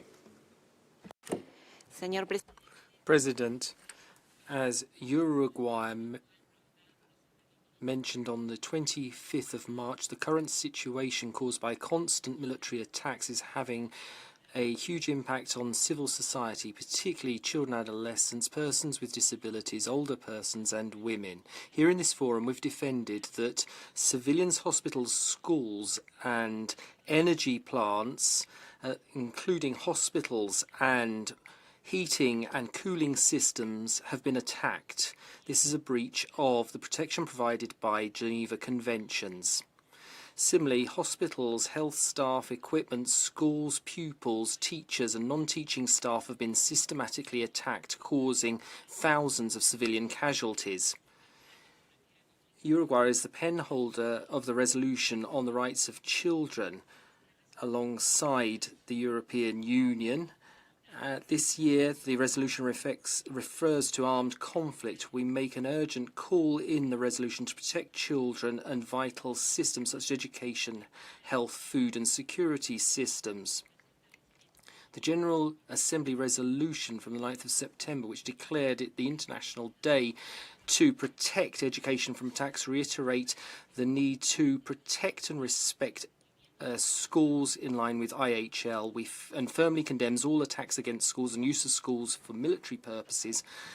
Uruguay, as a member of the rules-based international community, calls for military de-escalation and the basic rules to be respected and diplomacy to be reinitiated. Thank you. Thank you. I call on the distinguished representative of Sierra Leone. President, we are concerned by the reported aerial attacks on the school in Minab in Iran. Such incidents would raise serious concerns under international humanitarian law and human rights law regarding the protection of civilians and educational institutions. We acknowledge the confirmation by the United States authorities that the incident is under investigation. We welcome recent news of potential ceasefire discussions aimed at resolving the conflict and calls on all parties to pursue dialogue and diplomacy in good faith. De-escalation remains essential to prevent further civilian suffering and restore regional and global stability. As signatory to the Safe School Declaration, we acknowledge the importance of safeguarding students, educators, and educational facilities from attacks and military use. Drawing from a post-conflict experience, we stress that protecting children is vital to sustainable peace. Attacks on children and disruption to education cause lasting trauma, displacement, social instability.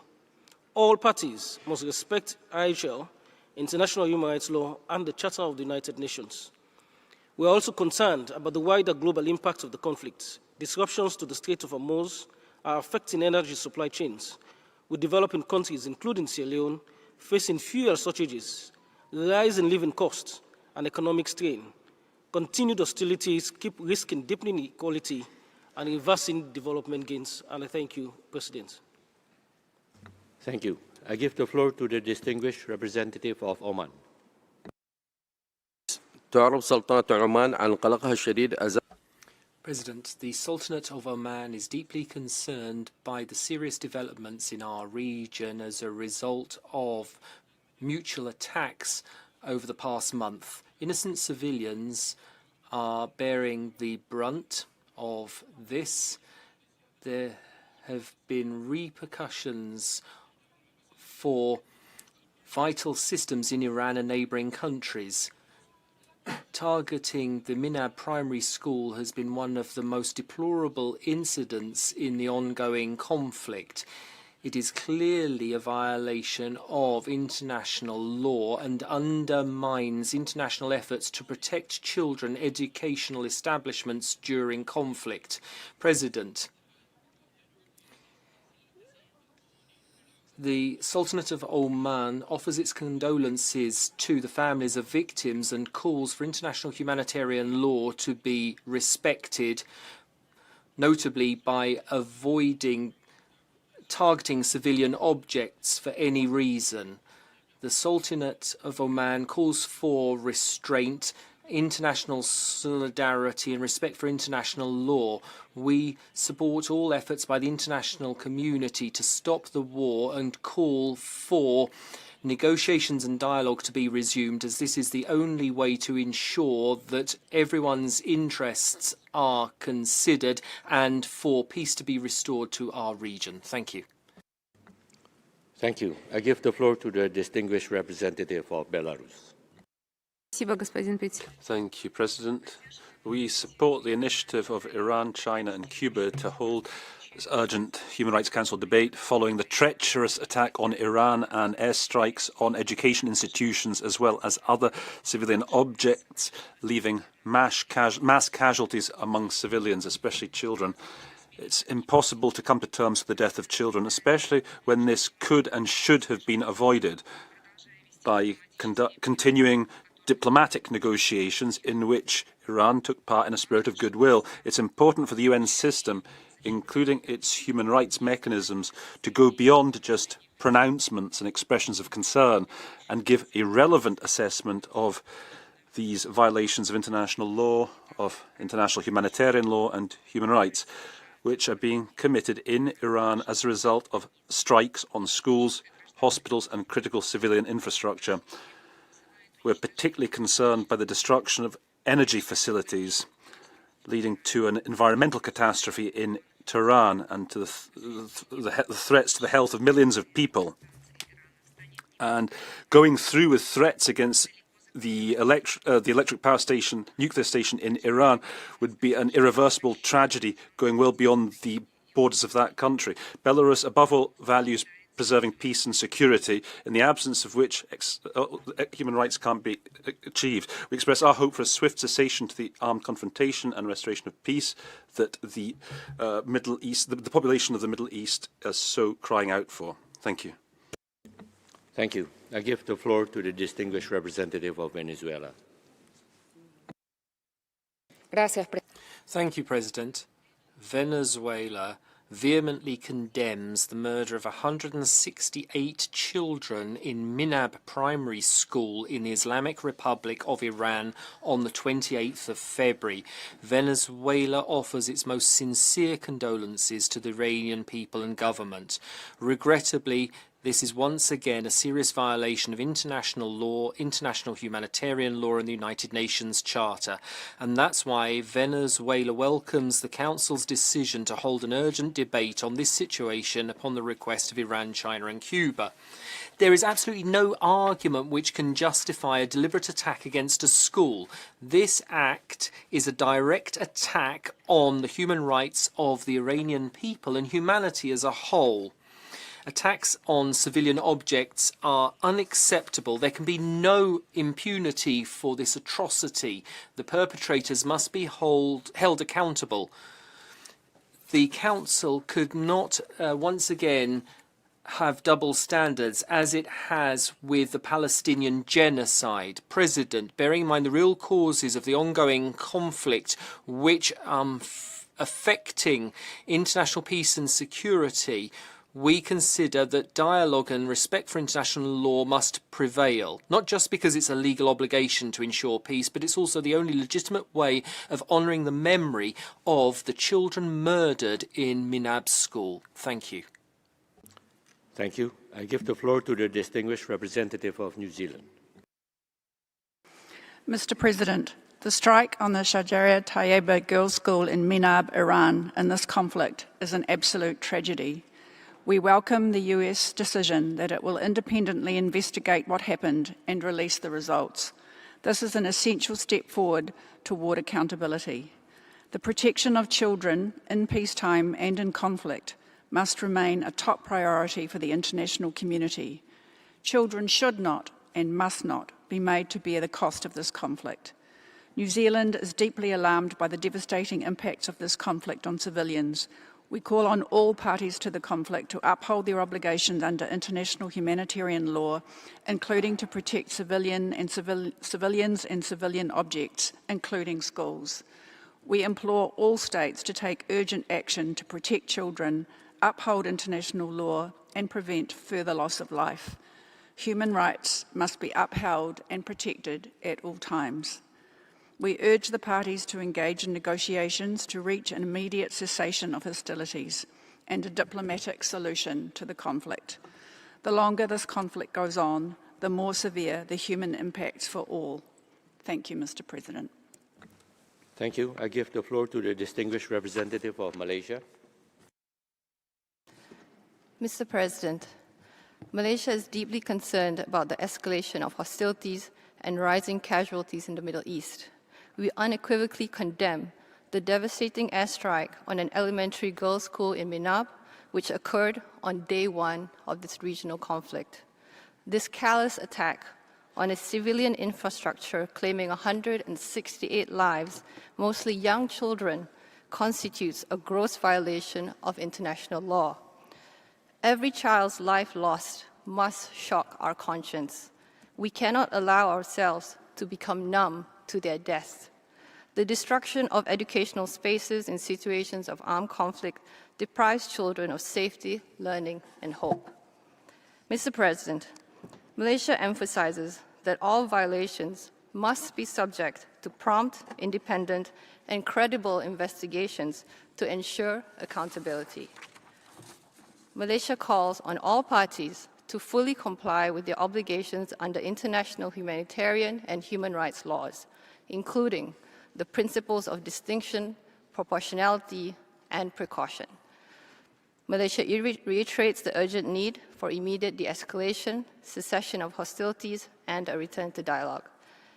Any sustainable resolution must be grounded in the rule of law and address the root causes of the conflict. I thank you. Thank you. I give the floor to the distinguished representative of Finland. Mr. President, Finland aligns with the EU statement. We are deeply alarmed by the loss of civilian life and tremendous suffering of civilians, including children, caused by the hostilities in the whole region. Attacks on schools, hospitals, and other civilian infrastructure are completely unacceptable. Governments are required to take all measures to ensure that children's rights are fully respected also in armed conflicts. The Safe Schools Declaration provides useful tools as regards protecting the right to education during conflict. Finland calls for de-escalation and maximum restraint, the protection of civilians and civilian objects, including civilian infrastructure, and full respect of international law by all parties, including the UN Charter, international humanitarian law, and international human rights law. Finland also calls for the respect of the universal human rights and fundamental freedoms of the Iranian people, including the right to choose their own future. Thank you.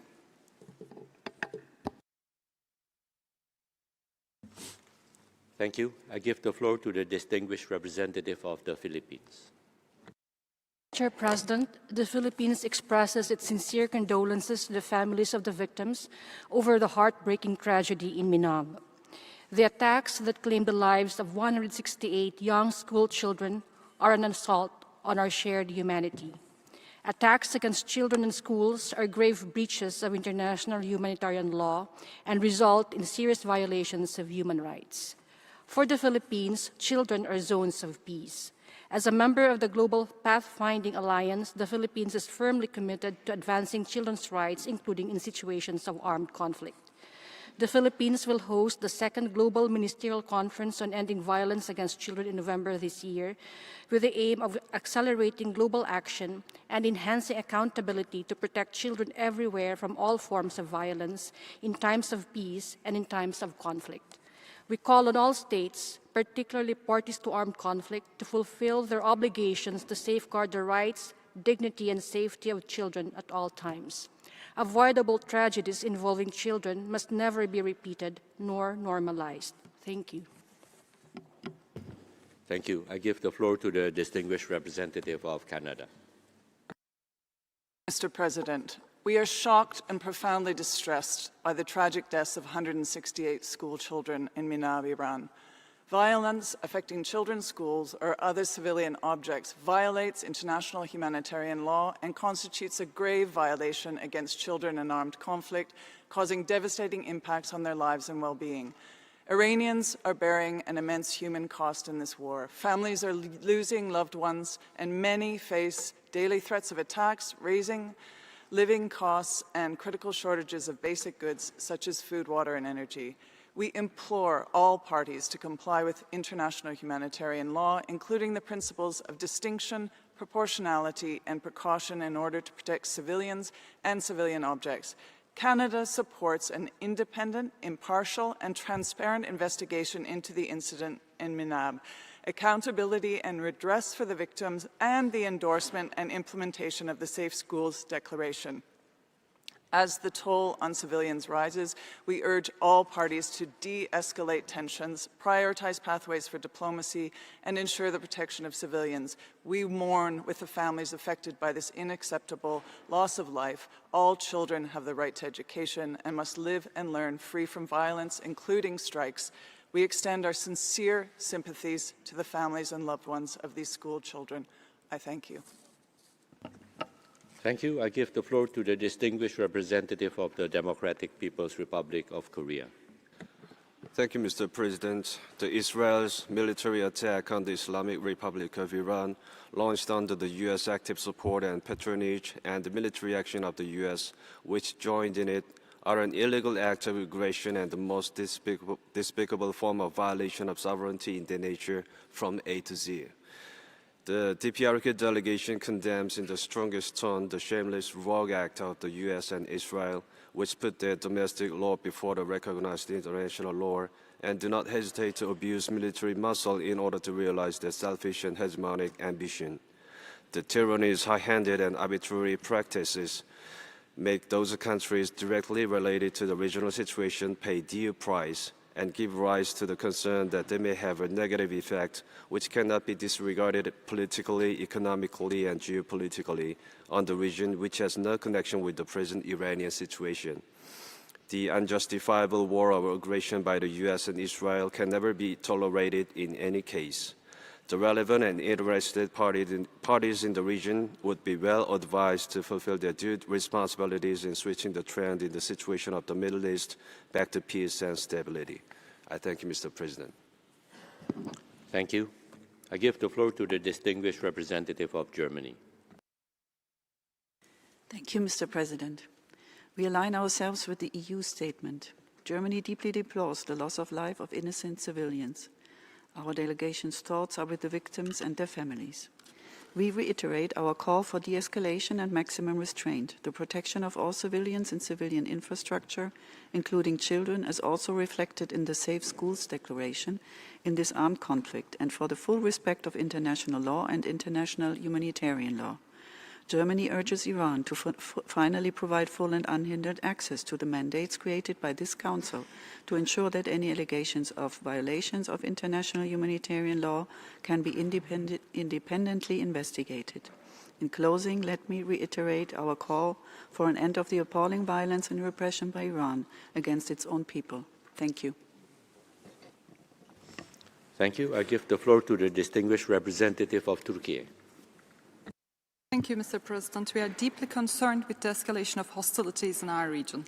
An immediate ceasefire is needed to avoid further devastation. We will continue to make every effort to secure a ceasefire and restore stability in the region. Turkey condemns any action that violates international law, endangers the lives of innocent people, and targets civilian infrastructure.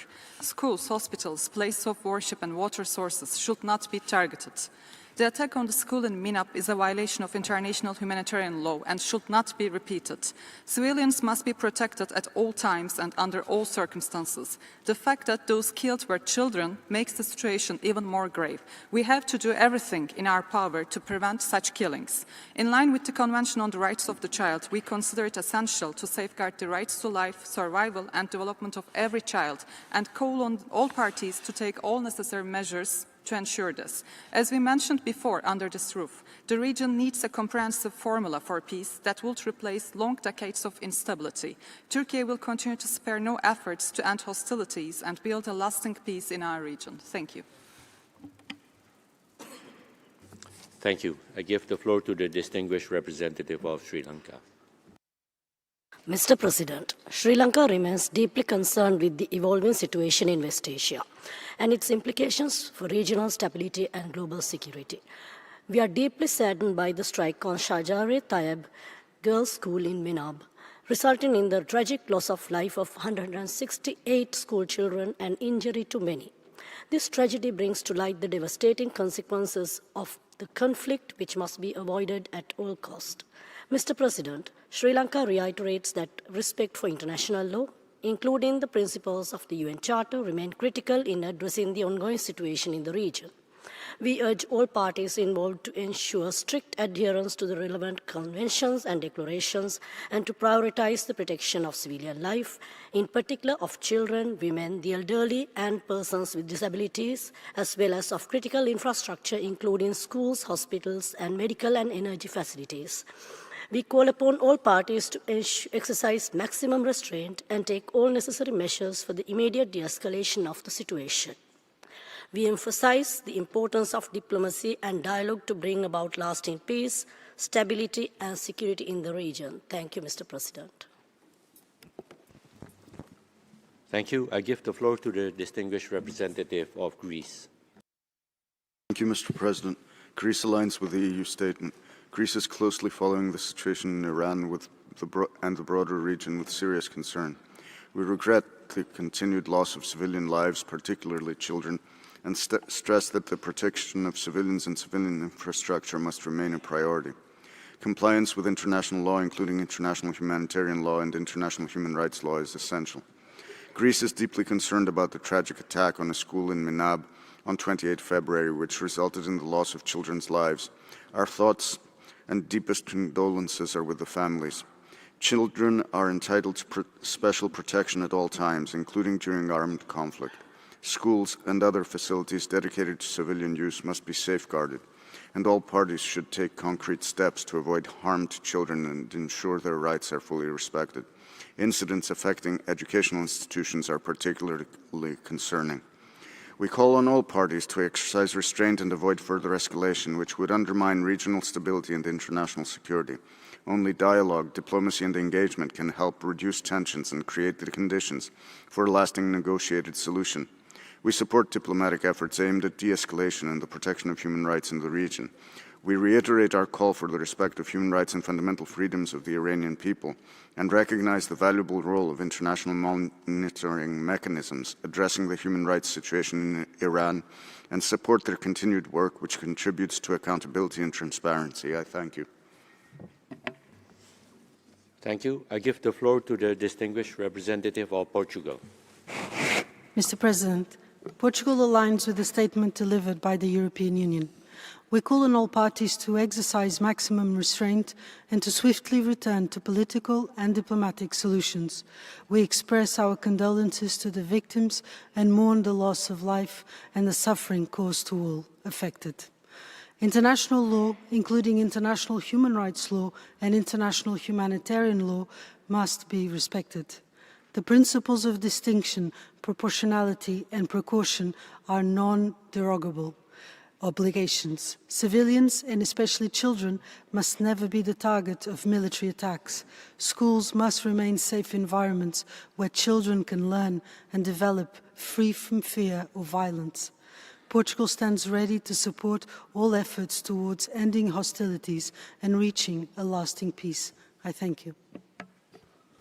Thank you. I give the floor to the distinguished representative of Austria. Mr. President, Austria aligns itself with the EU statement and recalls its national statement made at the urgent debate called by GCC and Jordan. We reiterate that diplomacy remains the only viable path forward and urge all parties to pursue de-escalation without delay. In line with the Convention of the Rights of the Child, the Safe Schools Declaration, the Children and Armed Conflict Framework, as well as the Political Declaration on Explosive Weapons in Populated Areas, Austria calls on all parties to 1. Strictly adhere to the principles of distinction, proportionality and precaution under international humanitarian law. 2. Ensure that schools, hospitals and other civilian facilities are never targeted or used for military purposes. 3. Conduct independent, transparent and impartial investigations into attacks on civilian infrastructure. And 4. Restrict or refrain from the use of explosive weapons in populated areas, taking all feasible precautions to protect civilians and civilian infrastructure, including the essential services for children to survive and avoid civilian harm. Austria will continue to devote particular attention to the protection of civilians, particularly children, affected by armed conflict and in post-conflict situations. Finally, We reiterate our support for the work of the fact-finding mission and the Special Rapporteur on the situation of human rights in Iran. I thank you. Thank you. Excellencies, distinguished participants, that was the last speaker on the list, and we shall now turn to the list of speakers for national human rights institutions and non-governmental organizations, and I give the floor to the representative of MAT for Peace, Development and Human Rights Association for a video intervention. Thank you, Mr. President. MAT thanks the Council for holding the second urgent debate during the 61st session. We reiterate our condemnation of the air bombardment and targeting of educational institutions in Iran and in the GCC countries. This war and the U.S. military operations, especially near the island of Kharj, makes the situation renders the situation explodable and also makes children pay the price of mistakes they didn't commit.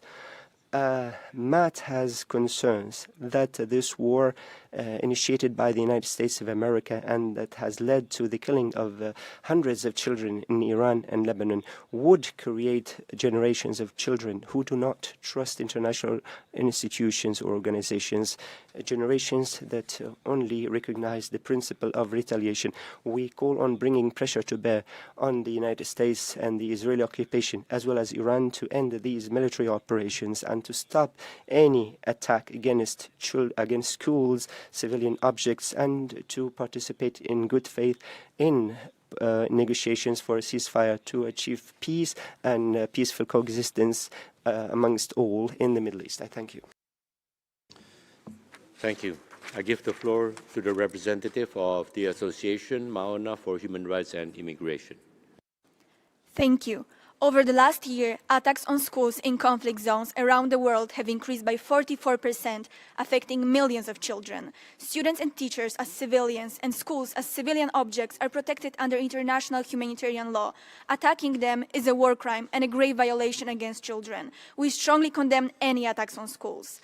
We also want to highlight that over past few decades, Iran, through its militias, has been responsible for attacks on schools in Syria, Iraq, and Yemen. In Syria, more than 7,000 schools were destroyed. In Iraq, even back in 1987, an Iranian missile hit a Bilat al-Shuhada school during the morning assembly, killing and injuring more than 200 students. After 2003, Iran was responsible for the assassination campaign of more than 500 Iraqi academies. In Yemen, the Iranian-backed Houthis, since their emergence in 2011, have targeted and destroyed the whole education system. They turned schools and universities into military training facilities, interrupting studies to recruit future fighters among students. It resulted in thousands of child soldiers and millions of children out of school. School bombardments stripped away their right to education and hope for a better future. Therefore, Association Maona and Geneva International Center for Justice call for accountability for all perpetrators of school attacks. No one is above the law. Thank you. Thank you. I give the floor to the representative of Iran Human Rights Documentation Center. Mr. President, the Iran Human Rights Documentation Center addresses this council with profound concern over the attacks at the Shajareh Tayyebeh Girls' School in Minab, an incident that violates the fundamental protection owed to children and educational institutions under international law. We stress the importance of the independent inquiries conducted by the fact-finding mission on Iran and the Special Rapporteur, which must be fully resourced, granted unfettered access to the country, and provided full cooperation by all parties. International law is clear. All children must have their rights protected and upheld at all times, in times of conflict, in times of civil unrest, and in times of peace. We urge this body to remember the 236 children reportedly killed by the Iranian government just this January, as protests were violently repressed. Recall that in the Woman Life Freedom Movement of 2022, girls' schools across Iran were subjected to raids by security forces. Today, Iranian civilians, including schoolchildren and minors, face dual risks, both large-scale external military operations and deliberate repression by their own authorities, heightening the risk of perpetration of atrocity crimes. The Iranian government continues to restrict the country's internet access, preventing civilians from receiving warnings or taking measures for physical protection from strikes. This access must be restored immediately. Thank you. Thank you. I give the floor to the representative of Human Rights Watch. Mr. President, Human Rights Watch is alarmed by attacks on civilians and civilian infrastructure across the conflict, including schools and hospitals, and other harms to children, including as a result of mass displacement. The devastating unlawful attack on a primary school in Minab that reportedly killed scores of civilians, including many children, should be investigated as a war crime by the US. All parties have an obligation to take all feasible precautions to avoid civilian harm. In addition to potential war crimes in the wider conflict, Iranian authorities continue to commit grave crimes against their own people, including children. The Special Rapporteur reported how protesters, including children, have been shot at close range or severely beaten by security forces amid the crackdown since January. The FFM has warned repression is likely to worsen amid the conflict. Those responsible for countrywide massacres in January have made credible threats to repeat them. The commander of police has threatened that security forces are ready to shoot and that people taking to the streets will be treated as the enemy, while the IRGC has warned of a harsher blow than January. Unlawful restrictions on communications and internet shutdown continue, putting all civilians at further risk amid the conflict. Mr. President, we are concerned by the fragmented and selective approach of this Council to the conflict. Every child in Iran, in Lebanon and beyond has the right to live free from fear, their rights and lives protected. There can be no room for double standards on international law. We again urge states to ensure a comprehensive and impartial approach to all violations by all parties, recognizing the rights of all victims without discrimination. Thank you.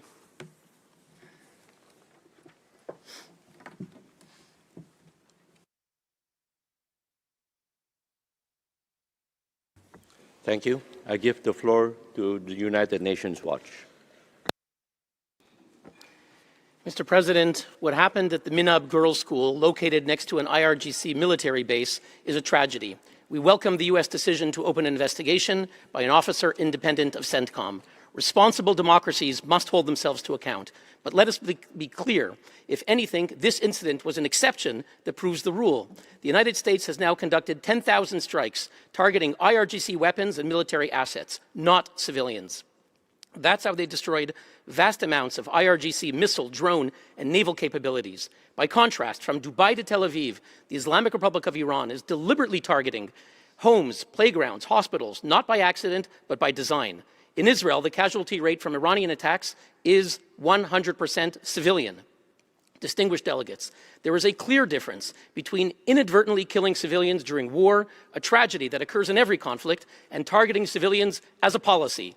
Those who blur this moral distinction betray the very meaning of humanitarian law, because those who target civilians have a name: terrorists. That is why the EU officially designated the Islamic Revolutionary Guards by that name: terrorists.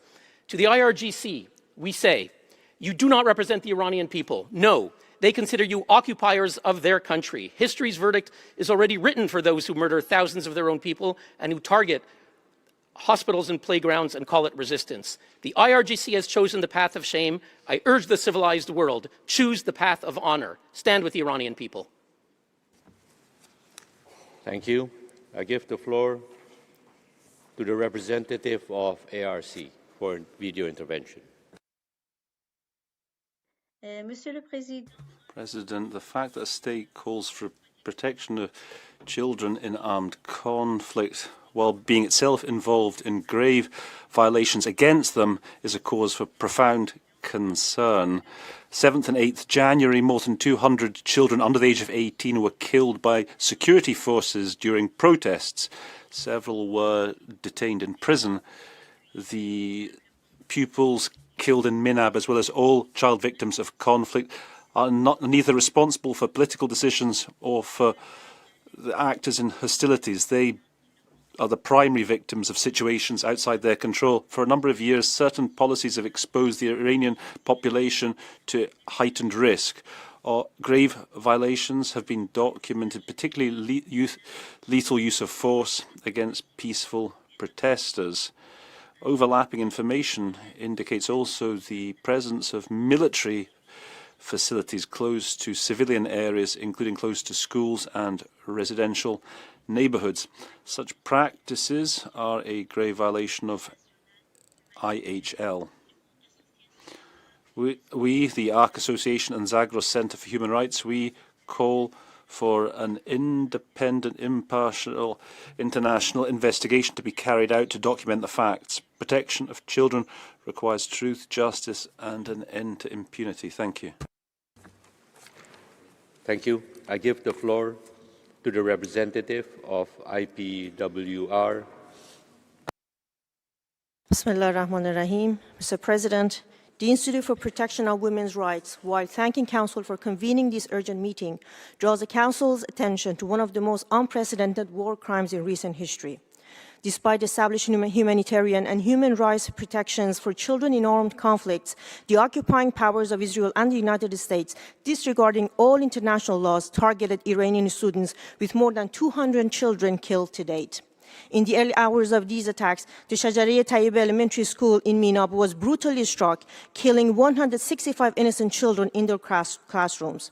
Targeting children in what should be the safest environment for their growth and education demonstrates the perpetrator's absolute disregard for human dignity and international law. Schools as civilian objects enjoy special protection under international humanitarian law, and attacks against them may constitute war crimes. As a member of Iran's civil society, we strongly condemn the deliberate bombing of the school, and we stress that children, teachers, and schools must never be military targets. We believe that all capacities and human rights mandates must be used to take immediate action for the criminal prosecution of the perpetrators of these atrocities. The silence and inaction of international human rights mechanisms and the resulting impunity will only reinforce this cycle and undermine the credibility of United Nations human rights institutions. Thank you. Thank you. I give the floor to the representative of the Organization for Defending Victims of Violence for a video intervention. Mr. President, we are witnessing a total collapse of global morality. The aerial bombardment of Shajareh Tayyebeh Girls' School in Minab is not merely a breach of international humanitarian law. It is a testament to the horrifying impunity championed by Israel and shielded by the United States. How can we expect Washington officials who are tied to their own scandals of sexual abuse to care about children in Iran? From the dark corners of their scandals to the open slaughter of girls aged 7 to 12 in their classrooms, they have no moral grounds left to stand on. We must ask, where are the lives we were supposed to protect? These are not just numbers, they are Fatemeh, Zahra, Maryam, Athare, and Hannaneh, and many other names. The girls of Minab were Iran's tomorrow. Today, their desks are empty, and their lessons remain unfinished. As these innocent souls ascend, the international community must find its voice. We cannot let double standard bury the future of a nation. We urge a meaningful investigation. The blood of the girls in Minab requires more than words. It requires enforcement of international law against both the perpetrators and those who provide the military means for such atrocities. I thank you. Thank you. I give the floor to the representative of the International Commission of Jurists. The ICJ condemns the unlawful attack on the primary school in Minab. Direct attacks against civilian objects are strictly prohibited, as is the failure to take precautions to protect civilians and civilian objects. The strike must be investigated as a potential war crime. This attack is a part of a pattern of unlawful attacks against civilian objects by the parties to the conflict. The ICJ reiterates its call on all parties to the ongoing conflict to adhere to international law, including the principles of distinction, precaution, and proportionality. The ICJ also reiterates its call on this Council to condemn and address all violations and abuses of human rights and violations of international humanitarian law committed by all parties to this conflict. Maintaining the integrity and credibility of this Council requires no less. As stressed by the chair of the FFN on Iran, Iranian people are caught between a large-scale military campaign by two countries, the US and Israel, and ongoing repression by their own government in Iran. In this context, it is of utmost importance that all relevant HRC mechanisms, including the FFM and the Special Rapporteur on Iran, are able to pursue their critical work to document human rights violations and abuses committed in Iran especially those amounting to crimes under international law, with a view to contribute to accountability for such crimes, and states must cooperate fully with these mechanisms. I thank you. Thank you. I give the floor to the representative of Association of Iranian Short-Statured Adults for a video intervention. Mr. President, we cannot allow the mass killing of children to be normalized, nor buried beneath reports, statements, and expressions of grave concerns. What is required today is action and accountability.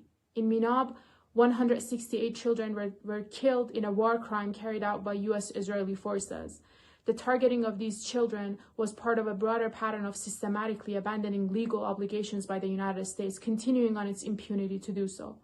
One cannot expect humanitarian concerns for Iranian children from those whose pasts are shadowed by allegations of child exploitations, and such systematic cruelty is the hallmark of a war criminal. Any credible investigation must be independent and must center evidence and testimony from within Iran, by Iranians, and for the victims. Families have the right not only to the truth, but to dignity, to be heard and to be believed. What we're witnessing is not an isolated war crime. From Minab to Gaza, there is a pattern: the normalization of attacks on schools, the erosion of civilian protection, and the dehumanization of children. The post-Second World War legal order is collapsing before our eyes. The children of Shajareh Tayyebeh were the future of a nation. If this continues with impunity, then no child anywhere will ever be safe. Thank you. I give the floor to the representative of Maloka International. La protección de la infancia y las instituciones. Protection of children, education institutions in context of armed conflict is not a political option. It's an option of IHL, it's an obligation of IHL and of human rights. Attacks against the Minab school is a grave violation of those fundamental principles. The Geneva Conventions and their additional protocols are clear. Civilian objects, especially schools, enjoyed special protection. Attacking them is not just a violation of the principle of distinction, but also undermine the very foundations of the international legal order. This Council cannot be limited to just only a context investigation, but rather this needs to address the fact that international law recognizes the legitimate right to self-defense in line with the UN Charter, as well as the obligation of states to not allow their territories to be used for acts against third parties. We're troubled by the trend to apply international law selectively. When certain actors resort to force, they invoke narratives of security. When others respond, though, then they are immediately condemned. These double standards undermine the credibility of the multilateral system. Protection of children cannot be instrumentalized in geopolitical disputes. Consistency is needed, responsibility from all actors is needed, and equal respect for international law is required. Thank you. Thank you. I give the floor to the representative of Iman Ali's Popular Student Relief Society for a video intervention. Thank you, Mr. President. In the midst of war, the protection of children must remain a duty for all parties. Over 100 schoolboys and girls were killed in the attack on the Shajareh Tayyebeh school, and at least 100 other children across the country. Independent verification remains impossible due to the shutdown of the internet and the denial of access to the SR and the FFM on Iran. In violation of the CRC, an official of the IRGC in Tehran publicly stated that the Basij had recruited children as young as 12 for operational roles, including checkpoint inspections across Tehran. Children may pose serious risks to civilians during checkpoint inspections. At the same time, given that such checkpoints have reportedly been targeted in Israeli and US attacks, they are exposed to lethal danger. All parties to the conflict must respect the basic rights and safety of children. Their deaths cannot be dismissed as mere collateral collateral damage. The USA and Israel bear responsibility to provide full reparation for unlawful harm caused to civilians, particularly children, including compensation to victims' families. They are also responsible for compensating damage to civilian infrastructure. Such reparation should be directed to a legitimate government elected through a free and fair process by the people of Iran. Thank you. Thank you. I give the floor to the representative of Medical Support Association for Underprivileged Iranian Patients for video intervention. Mr. President, we were still grieving the loss of people in the 12-day aggression when the US and Israel brutally attacked Iran, starting with an elementary school in Minab, killing 168 children in 2 intentional horrific attacks. Girls gathered downstairs, sheltering from the first attack, when a second missile ended their short life stories. Their last moments make it needless to ask the international community to unequivocally condemn the inhuman US and Israel attack on the school. Such an assault on an educational institution where children are entitled to safety, learning, and dignity constitutes a flagrant violation of international law and a vivid war crime. Under international humanitarian law, schools are protected, and parties to any armed conflict must uphold the principles of distinction, which US and Israel have no respect for. Intentional attack against children or educational facilities constitute a grave breach of international law. We urge the Council to establish an investigation mechanism to collect all documents relevant to this US-Israel atrocity and ensure accountability for the perpetrators. Unfortunately, human rights have become a matter of double standards in this upside-down world we are living in. Thank you. Thank you. I give the floor to the representative of Eliska Relief Foundation. Not here. I give the floor to the representative of Human Rights Research League for a video intervention. Thank you, Mr. President. Human Rights Research League is deeply concerned about the human toll of the ongoing armed conflict, and particularly the civilian casualties it causes. We emphasize that all sides need to observe international law, also and especially in situations of armed conflict, and international humanitarian law is clear on this. It strictly forbids direct attacks on civilians and requests all parties to abide by the principles of distinction, proportionality, and precaution to minimize civilian suffering. Where children are hit in an attack, one or several of these principles have clearly not been sufficiently observed. We are also gravely concerned about the lives of political prisoners in Iran. According to humanitarian law, civilian detainees are to be protected from violence to life and person at any time. No one should be imprisoned for his political beliefs to begin with. But political prisoners are also in double jeopardy. They are considered enemies of the state and were subjected to torture and deprivation even before the war started. And during the recent bombings of Iran, reports indicate that prison guards had left their posts, bringing themselves to safety while leaving the prisoners locked in and without shelter. Human Rights Research League implores this council to ensure all sides observe humanitarian law and pressure the government of Iran to release all political prisoners and ensure their safety. I thank you. Thank you. I give the floor to the representative of Amnesty International. Indicates that the school in Minab was directly struck by U.S. forces with guided weapons, pointing to a failure to take feasible precautions to avoid civilian harm. U.S. authorities must ensure impartial, independent, and transparent investigations. Where sufficient evidence exists, competent authorities should prosecute any person suspected of criminal responsibility. In the aftermath of the attack, Iranian authorities have exploited the suffering of victims' families and survivors for propaganda purposes. Iranian forces have also carried out unlawful attacks against Israel and Gulf countries that have caused civilian harm, and Israel has carried out unlawful attacks in Iran and in Lebanon. We reiterate our urgent call for all parties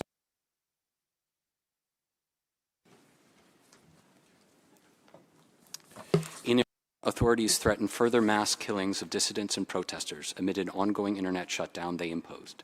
Prisoners and individuals detained in security facilities, including the thousands of arbitrarily detained protesters and other dissidents, are endangered both by strikes by the United States and Israel, and also by the Iranian authorities, who continue to forcibly disappear, torture, and arbitrarily execute prisoners as bombs fall.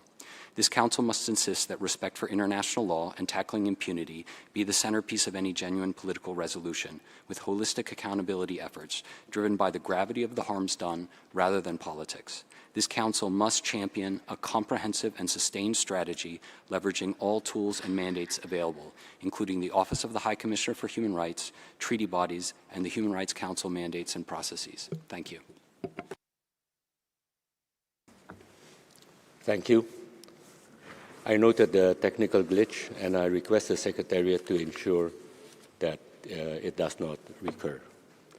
And I now give the floor to the representative of Civicus World Alliance for Citizen Participation.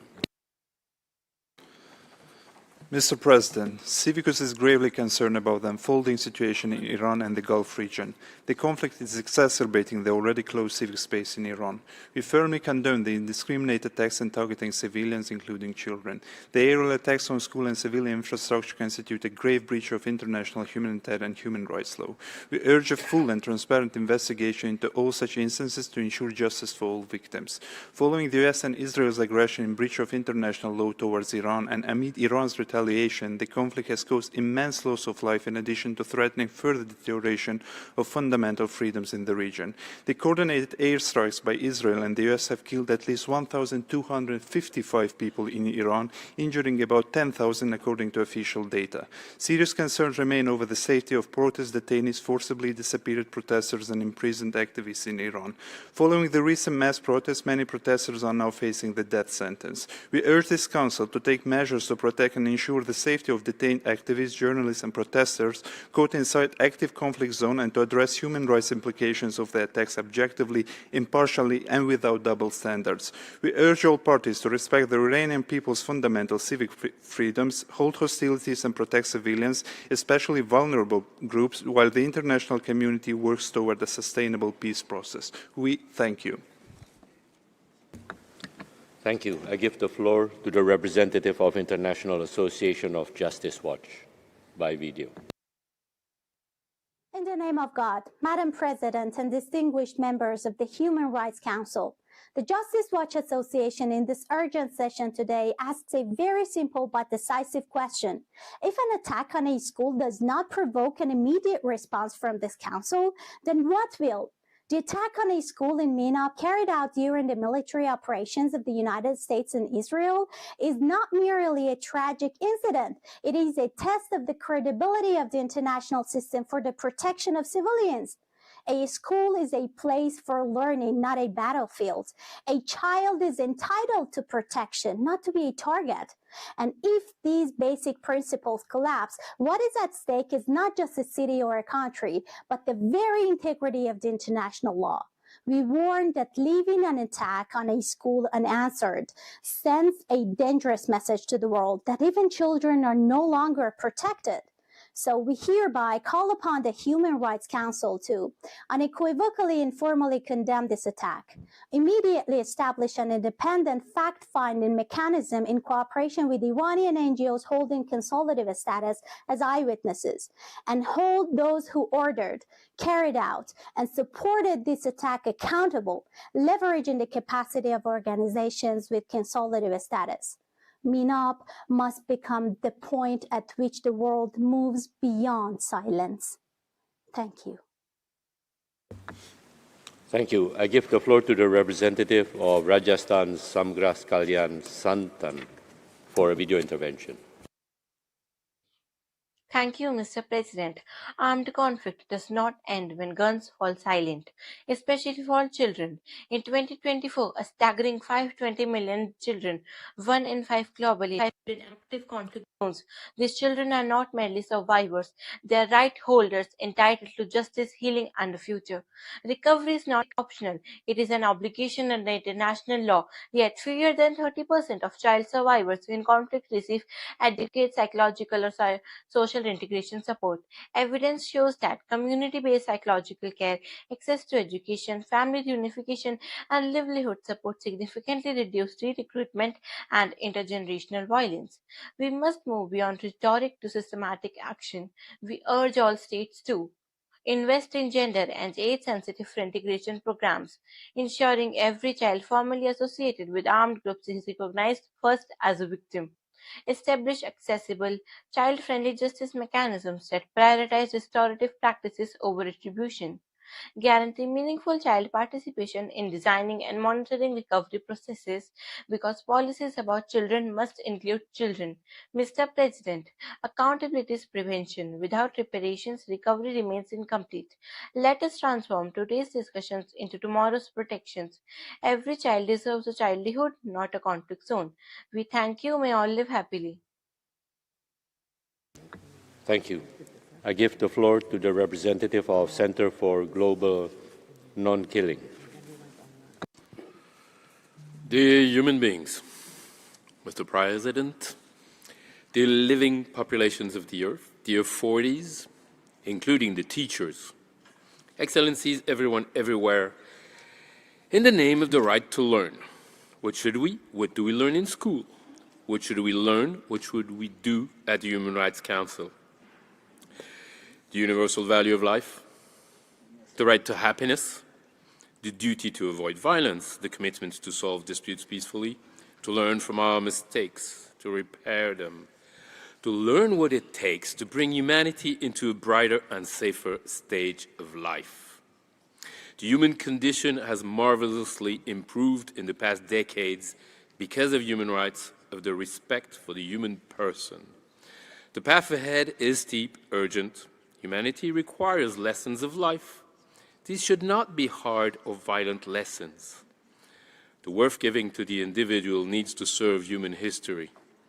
Attacking a school or killing anyone, persons that could have lived 100 years or more, persons that could bring an essential contribution to the future and the well-being of mankind. Killing is to a large extent self-destructive. Full respect for human life is the path ahead. Thank you, Mr. President.